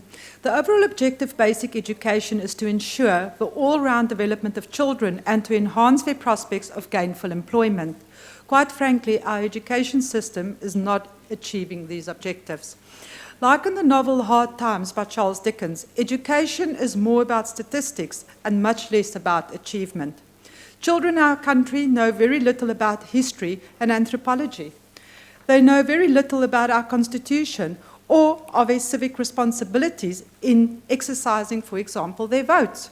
A country that wishes to go forward encourages reading and thinking. They need to read stories of the evolution of our society so that they have a vision for themselves in our country. Ancient civilization passed on their store of knowledge through folklore. We need to do the same through exposing our children to valuable literature. If children do not read, they will not understand their roles and their responsibility. COPE urges the Minister to promote literature in our schools extensively. This is where real education begins. Our schools are very deficient in teaching languages and mathematics. The educational route is from the known to the unknown, from technology to science, and from problem to mathematical solution.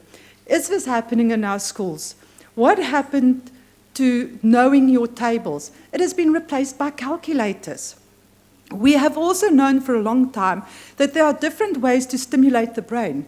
The left brain is important for convergent thinking, mathematics and analysis. The right brain, on the other hand, is important for divergent thinking and creativity.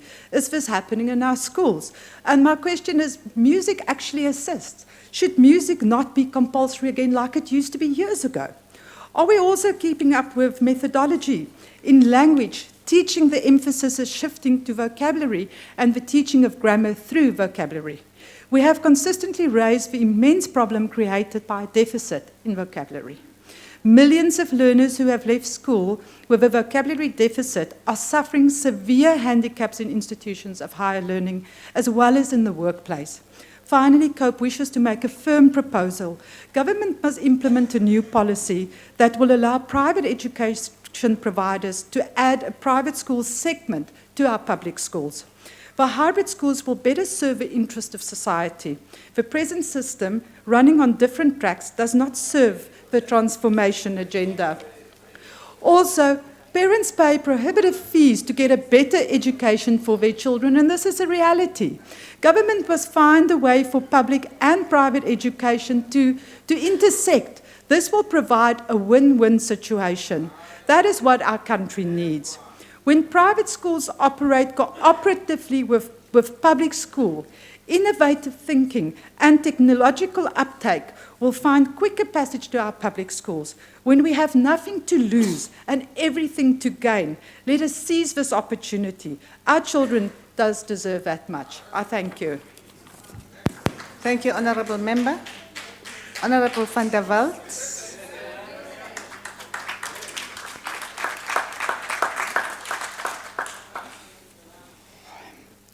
Honourable Chairperson, Minister, Adjunct Minister en collega's en al ons goeie hoofde, onderwysers en amptenare. Debating the budget today is much more than just the figures in it. It is all about delivering quality education to our children and to prepare them for their life after school. Promises of the delivery of desks, textbooks, proper classrooms and decent ablution facilities have characterized personas, but the fulfillment of these promises have been as elusive. Last year in his SONA address, President Zuma stood here, promised all the schools in the Eastern Cape will have desks by August 2014. Were these ever delivered? No, these learners are still waiting. This year in his SONA address, the President boasted about the successes of a city program that is set to get a budget of 7 billion rand over the medium term, yet the department is dragging its feet. Yes, some state-of-the-art schools were built, and we applaud that. But this program was supposed to eradicate around 500 inappropriate schools by the end of 2013-14 financial year. A year after its deadline, the ANC government has missed its own targets on eradicating mud schools by a massive 80%. 404 mud schools remain. At this pace, it would take another 16 years to eradicate all the targeted mud schools. It means that an entire generation of children, predominantly in the Eastern Cape, will have to complete their schooling in an environment that is unsafe and an infringement on their dignity. This celebrated program has also missed its own targets on water access by 70%, its sanitation targets by 62%, and its electricity by 69%. Not something to brag about, I would say. Sedibeng School in Lephalale is a city example completed some months ago, but cannot open because, amongst others, there is no furniture. Honoko School in Tubatsi, which is truly a state-of-the-art school, is built on top of the mountain where it takes 40 minutes to travel the 7 kilometers with a 4x4 vehicle to get to the school, as there is no other access route.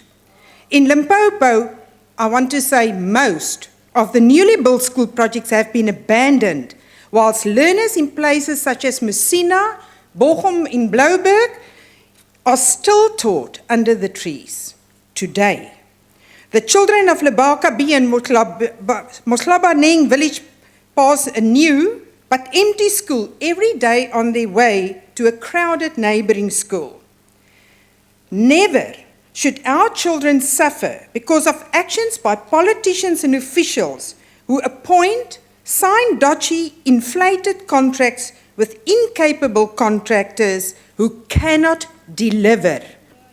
The toilet facilities, as the Minister mentioned, at many schools in our country are even worse. At Protea South Primary, a basin was blocked since the opening in January. They have to use a garden fork to open. Minister, we cannot pass the buck to the provinces. You are the custodian of basic education, and we expect you to get the provincial departments to ensure the dignity of the children in South Africa, and that is upheld. I thank you. Thank you, Honourable Member. Honourable Khoza.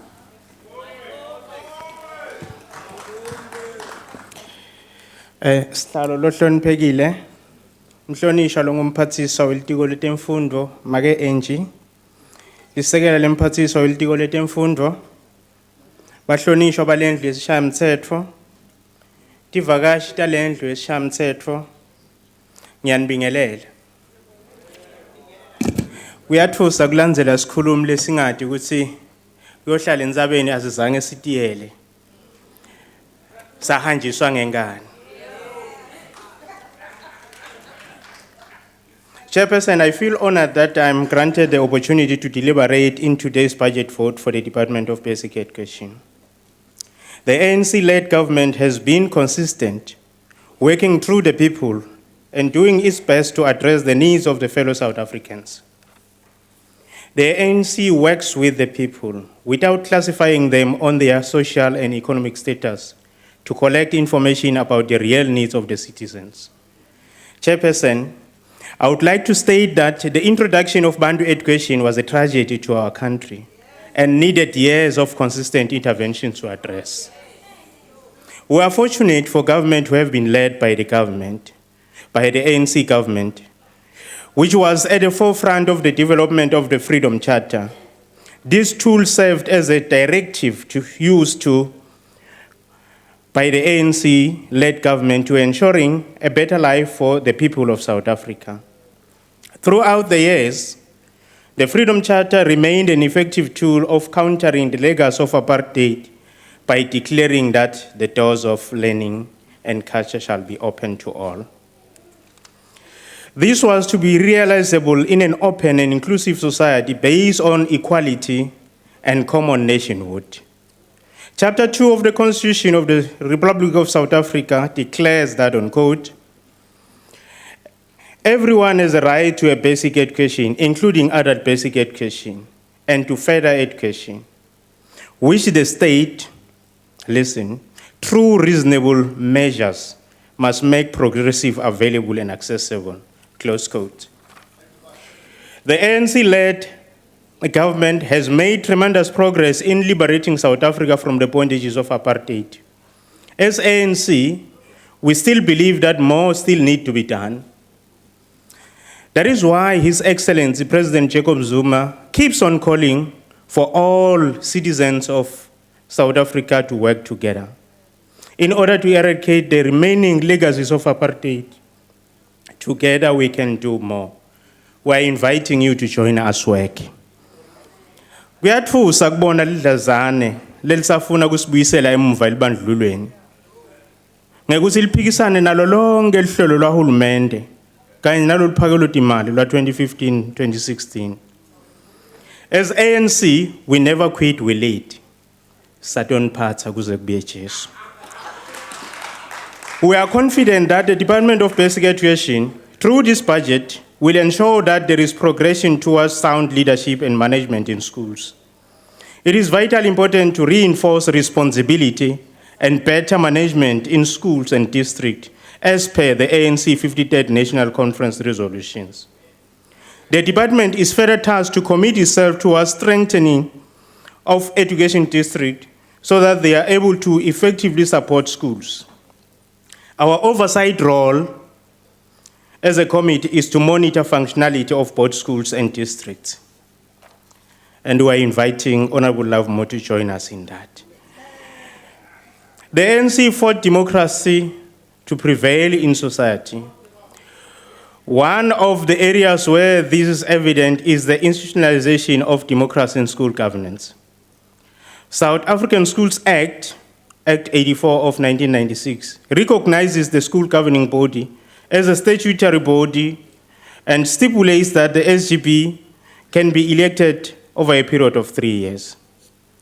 The sixth election took place in 2012, while 2015 marked the seventh SGB elections. The Department of Basic Education, through provinces, coordinated the process of this year's SGB elections. This was done in order to ensure properly elected, competent, and visionary SGB members to assume governance responsibility of all public schooling system in support of quality teaching and learning. The 2015 SGB election has just been concluded successfully. The 94% plus achievement of successful completion of the SGB election of South African school is hailed as a distinction for the sector. It is envisaged that the budget will ensure that elected SGBs are capacitated and supported in the performance of their functions, that is leadership. We take pride in the fact that the department has made progress in mobilizing support by collaborating with SGB Association towards the mandate of training SGB.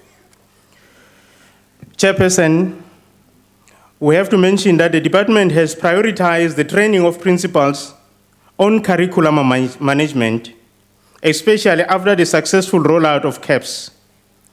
SAIS, being one of the entities of the Department of Basic Education, conducted research, and the findings of the research emphasize the importance of training of principals. It is noted that the department has already trained circuit managers and will use this budget towards training the principals.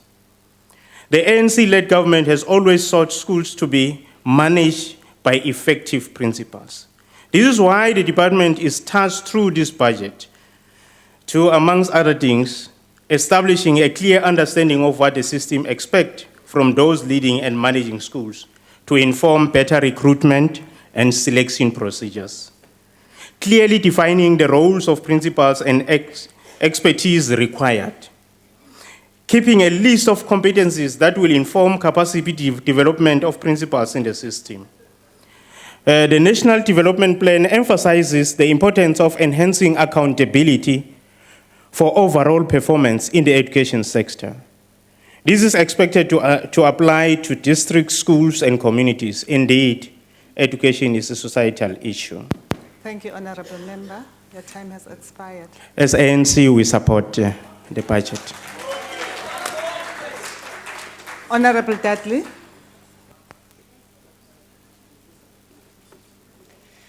Thank you, Chair.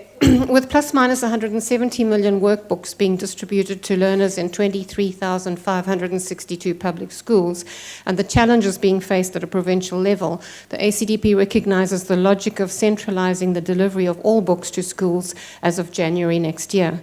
Together with the standardisation of school building plans and the cost of construction being controlled by the Office of the Chief Procurement Officer, we see these measures as necessary to improve supply chain management. Desperate times demand desperate measures. The ACDP would like to congratulate the department on bringing education into the 21st century with IT and e-initiatives. What we don't understand, however, is that despite the adoption of norms and standards for schools nearly 18 months ago, we saw hundreds of learners from township schools in and around Gauteng march on the department in Pretoria to demand the immediate release of plans for minimum norms and standards for school infrastructure. Learners also slept in tents outside the DBE offices in King Williamstown and protested at Parliament in Cape Town. Why does it seem so difficult for stakeholders to get what they want in this regard? The ACDP would like to use what little time we have left to talk about education challenges still facing children with disabilities.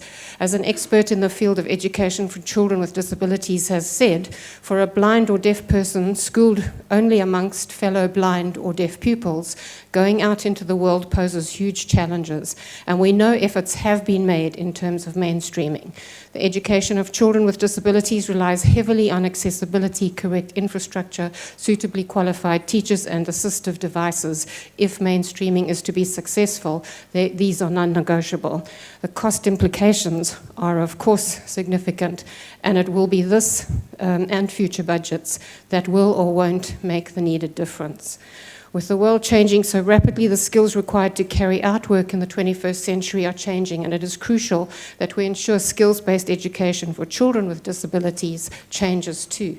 There have been calls, for example, for a centre which will train youth and parents in entrepreneurial and income-generating skills, courses related to bookkeeping, business development, green skills, IT and career management skills, which include social adaptability, communication, interpersonal skills, positive attitude building, a stable work ethic, and ability for lifelong learning. Now, these are topics which should of course be compulsory for all learners to align them with current shifts and tendencies in the world of work and self-employment. But given the discrimination and stigma that surrounds people with disabilities, especially in the world of work, social adaptability becomes crucial if mainstreaming is to be truly the aim of all development programs beyond 2015.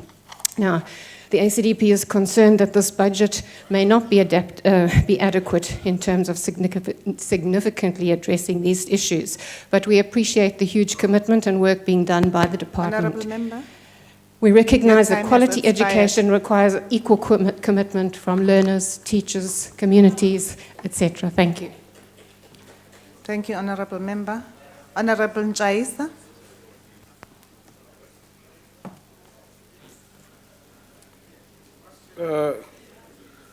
Thank you, Honourable Chairperson.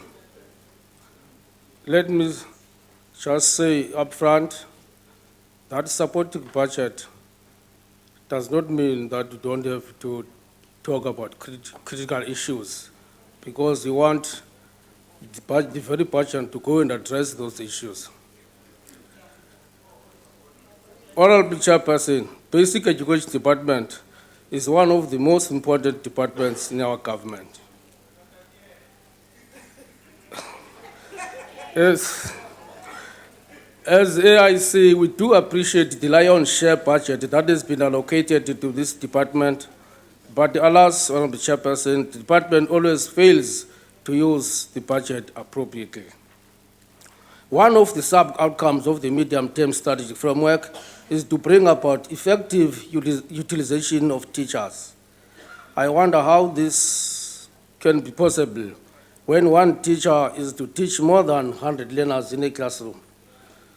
For instance, where my wife is teaching at Zamogutle Sidonwa School in Matatiele,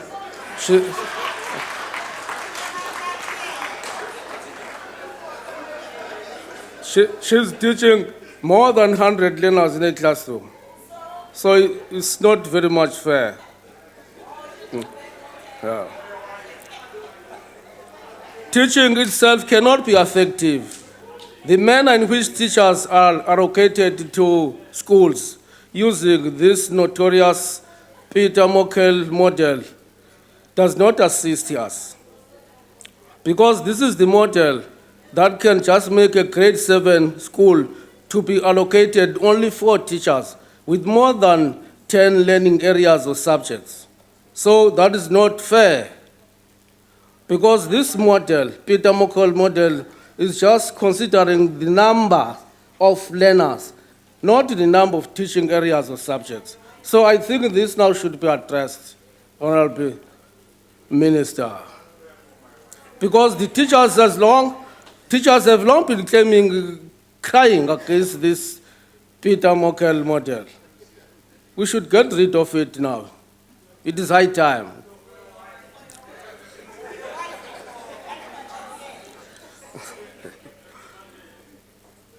Education department now, it means is going back now to the notorious multi-grade teaching. So this multi-grade teaching, Minister, should be done away with. Multi-grade teaching, because it's something that was used in the olden days.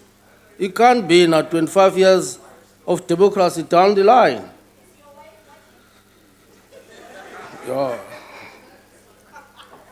I think the department should give it to the school management and capacitated SGP members, that they should make it a point that curriculum issue should be their responsibility, because these are the schools now that belong to these people. So they should participate now in deciding or taking decisions on the curriculum of the school, so as to see that their students now do come back and do something in their communities where they stay. So they should be allowed, but these SGP members have got to be trained. The provinces and districts are very much reluctant to employ teachers in the vacancies that occur as a result of retirement and death. They always say there's no budget. I wonder, the person that has died or retired has been getting paid, but now where does the money go? Does it get rotten? It means there is a budget. So we can't say there's no Honorable budget. Member, your time has expired. No. Your time has expired, Honorable Member. Thank you. Has it expired? Yes. Honorable Mbinda.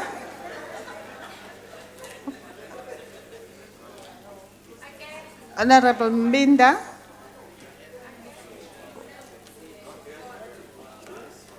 So we're going to Boshoff. Can we then, I'm calling upon Honorable Boshoff.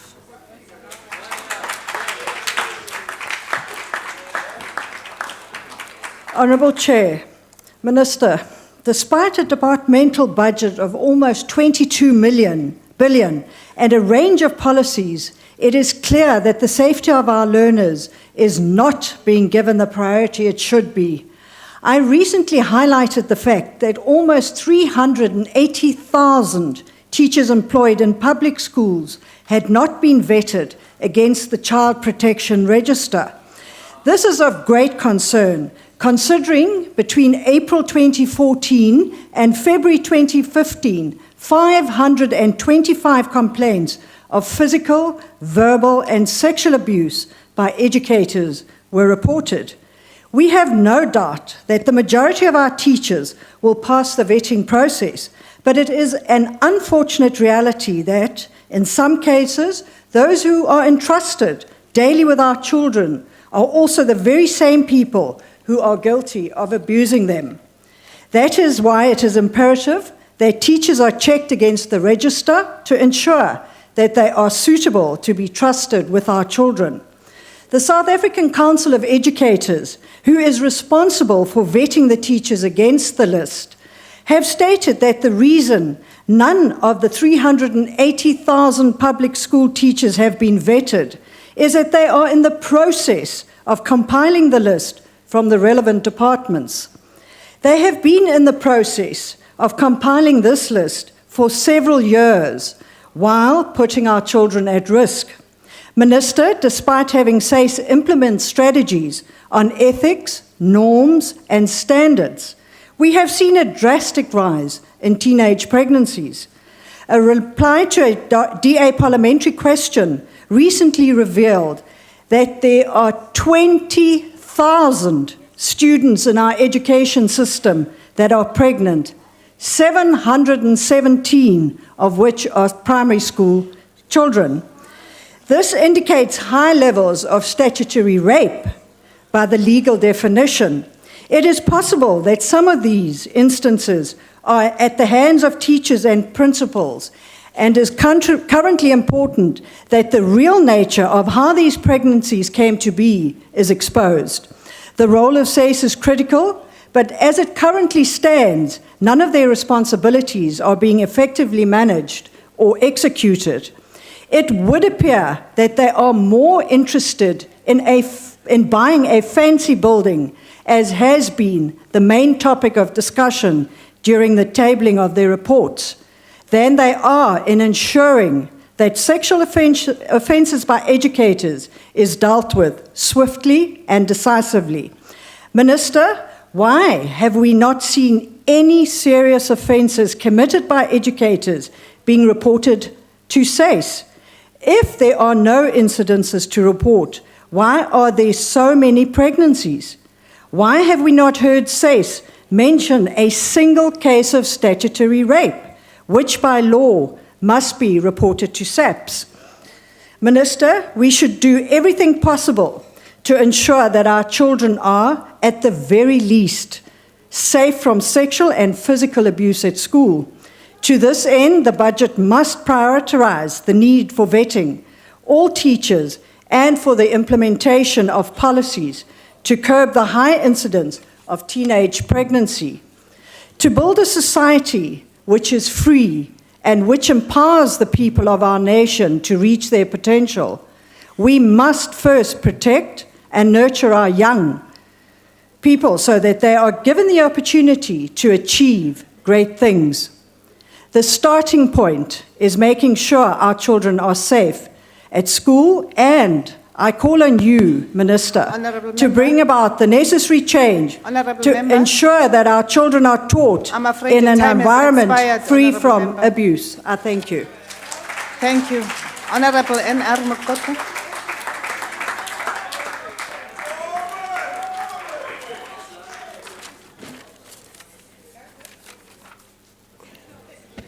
Thank you, Honorable Chairperson, Minister Njimu Tshekga, Deputy Minister Envesirti, members of the executive in the House, strategic managers from the department, honorable members, members in the gallery, I greet you all.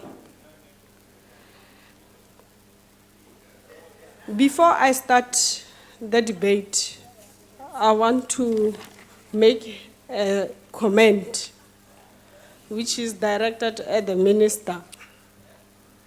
Nna ke Motswana minister. Ka Setswana gate nama nonyane e mo iphuputho mogolo iphatla ka diphuka tsa yone. Le reo le lone le ke batlang gore o le reetse la re e re go utlwa modumo wa le o mogolo wa lekapa o itse fa le le loleya.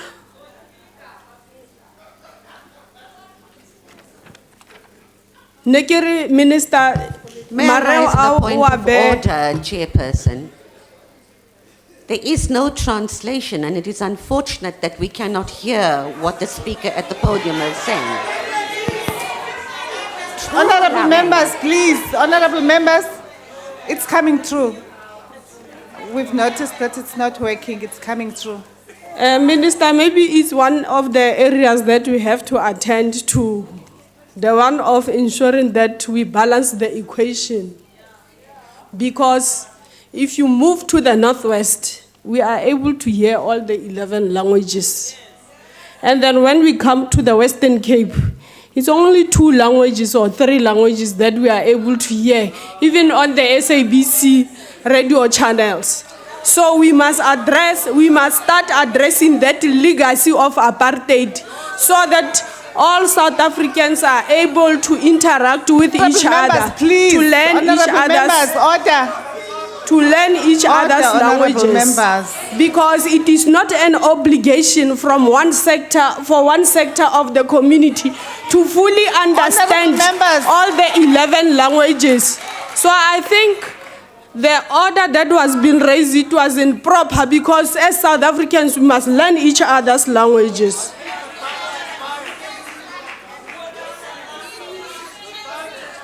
I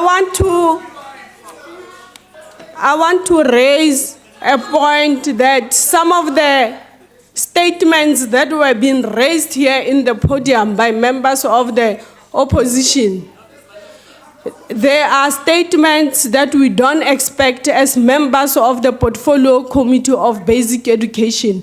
Because some of the members, they have sat in the committee meeting and agreed with the APP of the department, the strat plan and the budget of the department.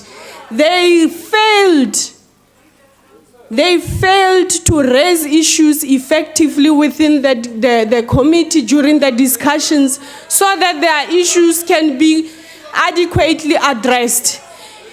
Just because people want to play to the gallery, they have chosen to come here and say they reject the budget.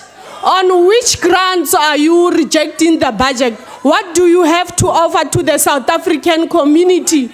What do you have to offer to the South African nation?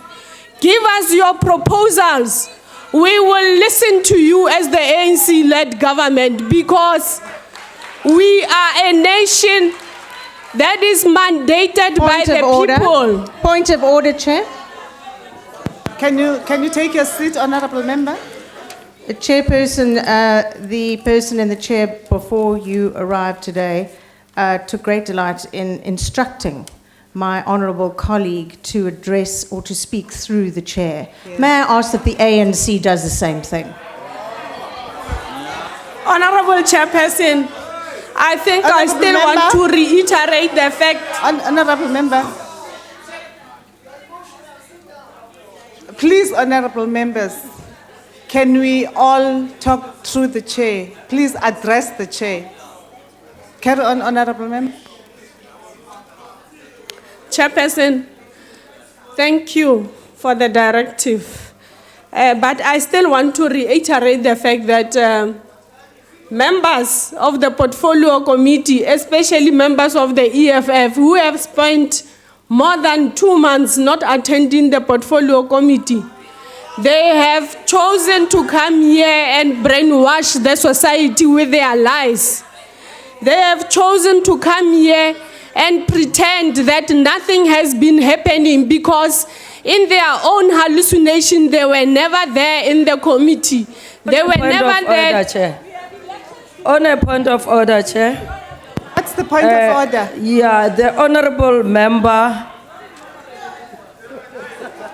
should not lie That's to not the the point honourable of order, members. honourable. That's not a point of order. The EFF member didn't take 2 Honourable months Chairperson, without point of attending order. them. Please, honourable members.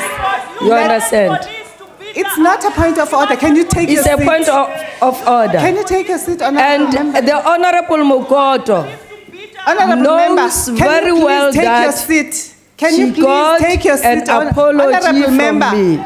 Honourable So she member. must stop lying. Honourable member. She must please stop lying. She take must your stop seat. lying. Honorable Chairperson, Honorable Chair, on a point of order. What's your point of order, honorable member? Lying is unparliamentary and the honorable members knows it. Don't do that, honorable member. If you want me to recognize you as an honorable member. Chairperson, may you please rule on this one. Lying is unparliamentary. Thank you.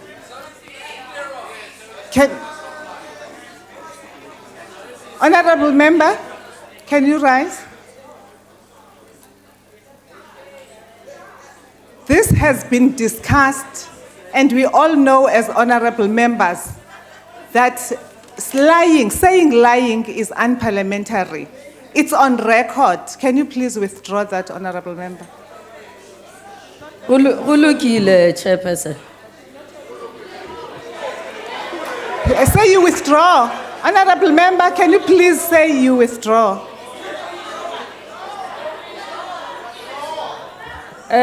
Honorable Chairperson, I can say because Mutlomong out the speed. Nna ke bolela Sepedi sa bua ka Sekhukhune. Go lokile is a Sepedi word which means I withdraw. Honorable Chair, Honorable Chairperson, Honorable Chair, Honorable Chairperson, that is not it. And she knows it. Go lokile, it's okay. That is not a withdrawal, Honorable Chairperson. Please. Honorable members, can we please do what we are supposed to do? Let's do the right thing. Chair, I'm doing the right thing. Kona le batho ba naganang gore ke ba Pedi. Ele ga ba sa tsebe Sepedi ba bolela Semmotswana. Ntho e ke bolelang ke bolela Sepedi sa ga Sekhukhune. Go lokile means I withdraw. Ulukile is a Sepedi word which means I withdraw. Call a person from ga Sekhukhune.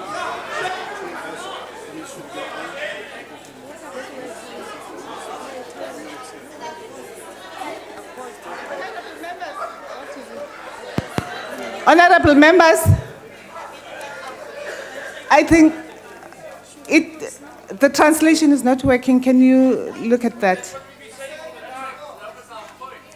Can we really proceed? Can we let the honorable member proceed and wind up her discussion? Can I please address yours, Chair?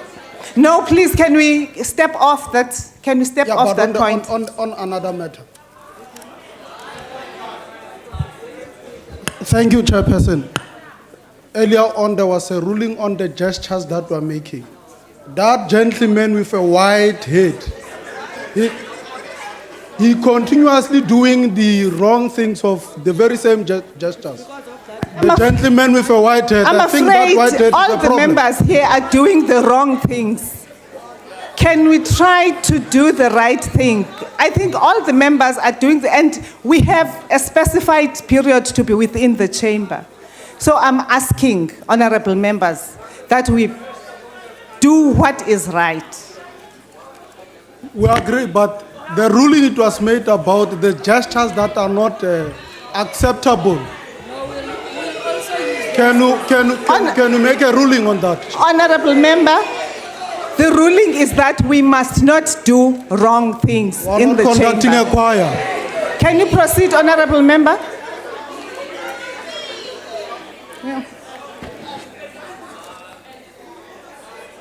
Chairperson, I want to warmly appreciate the opportunity given to me to participate in this debate,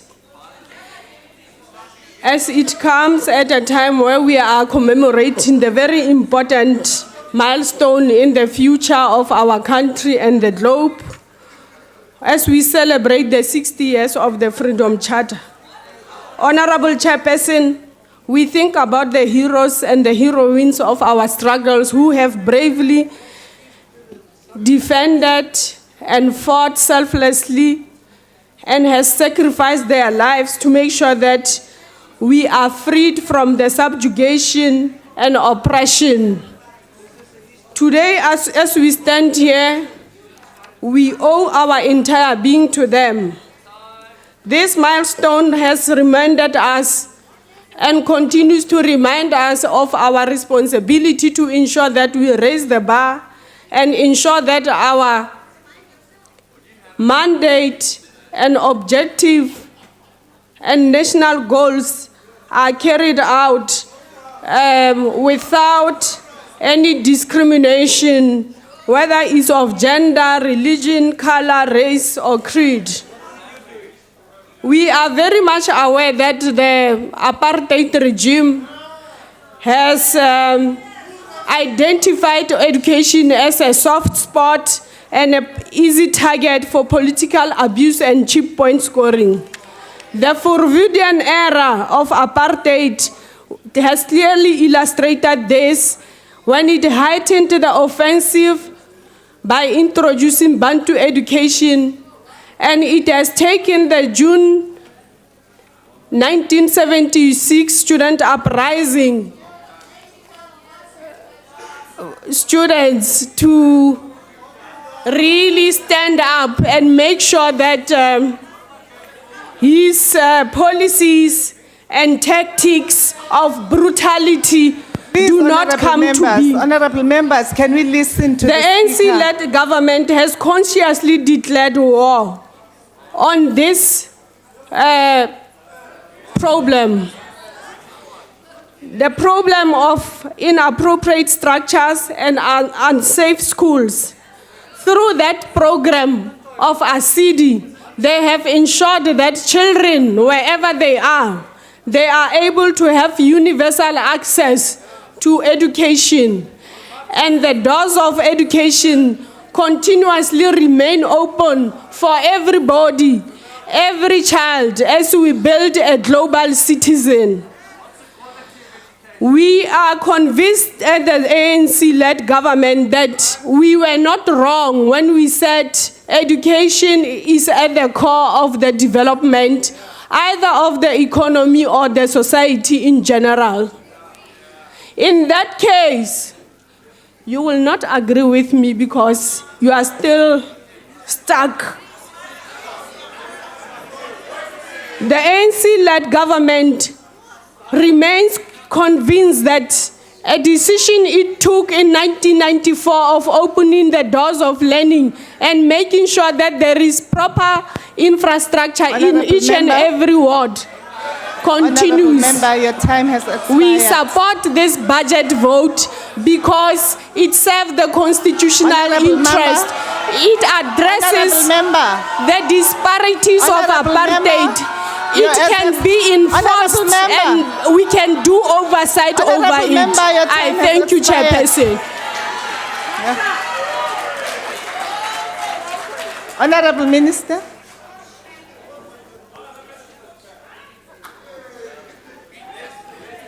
No, thank you very much, Chair. Let me just quickly respond to a few and agree with the Chair that we do need to relook at the QLTC because it has elements where it functions very well. And with time, I think we have a better understanding of how it was supposed or what it should have been. So, for instance, here in the Western Cape, we have QLTC doing great work around gangsterism. In Gauteng, we have some QLTCs in other regions dealing with drugs. The Eastern Cape. So there are different models which are emerging about what QLTC should do. So I agree fully with you.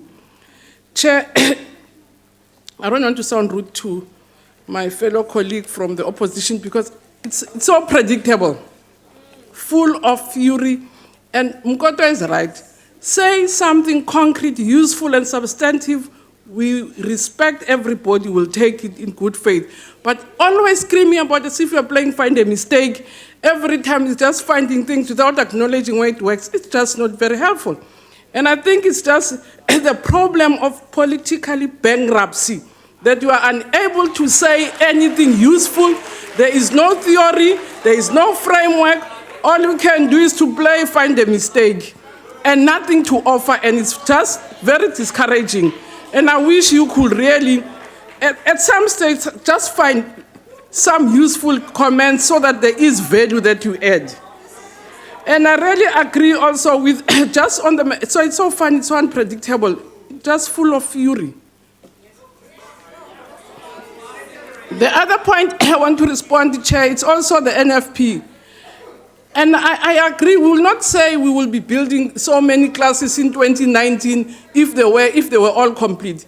The mere fact that our budget goes and our plans go up to 2030, it's an acknowledgement that there are schools without proper sanitation. It's an acknowledgement that there are schools without, otherwise why do we plan for them if they were in place? We are planning for them because we are aware they're not in place. So all the matters that the matter has raised, indeed, we are also equally concerned. And also the whole question about your post baskets in different provinces. That's why we, in my speech on page 7, Chair, I've said we're going to work with EOCD to make sure that indeed we can align our budgets to the plans, and especially around your post provision, because it is a problem that we do have schools without clerks, but unfortunately, the budget is aligned to the number of learners, and you can't run away from that. And that's why when the AIC member raised the Mokel model, I could guess that it's from the Eastern Cape. That Mokel model, it's not only an Eastern Cape model, because everybody from the Eastern Cape has a problem with it. It's your post-provisioning. It's an international tool which helps departments to determine budgets. So it's not an Eastern Cape tool, but it is a problem that provinces have not been able to align their budgets. We have also agreed, if you look at page 12 of the speech, because we'll be putting the speech on the website, we've also spoken about infrastructure and begin to employ build experts, because it is a problem that we don't have proper build experts, and as a result, we are where we are. Members seeing, it's quite sad to be debating on rumors. I wish Mputan must have, so it's all rumors, so what do I answer rumors? Because there's nothing that sounds credible about what we are saying. From the member of UDM, I will follow, I agree with you on SAYS. We have to work with SAYS to make SAYS much more effective as a tool to professionalize the sector. And all the things that we are raising, what the other member raised also about the register of offenders, SAYS should be strengthened to do that, because it is important that we do professionalize SAYS, and SAYS is able to do all the things that it's supposed to do. So I'll follow up on Tlotlo, because I also agree on what you are saying. The point I wanted, unfortunately, I'm running out of time, agree with the Freedom Front Plus on many other things, except even on history. I think we're on the same page. We cannot correct history by having the history of victors and victims. It just won't work. If we are to build a cohesive nation, we should have a balanced history, which makes our kids to be better citizens than us and be able to deal with other problems. But on the question of, for instance, on Afrikaans medium, my understanding that there were processes, there were procedures which are followed, but if there are difficulties, we'll also look at that.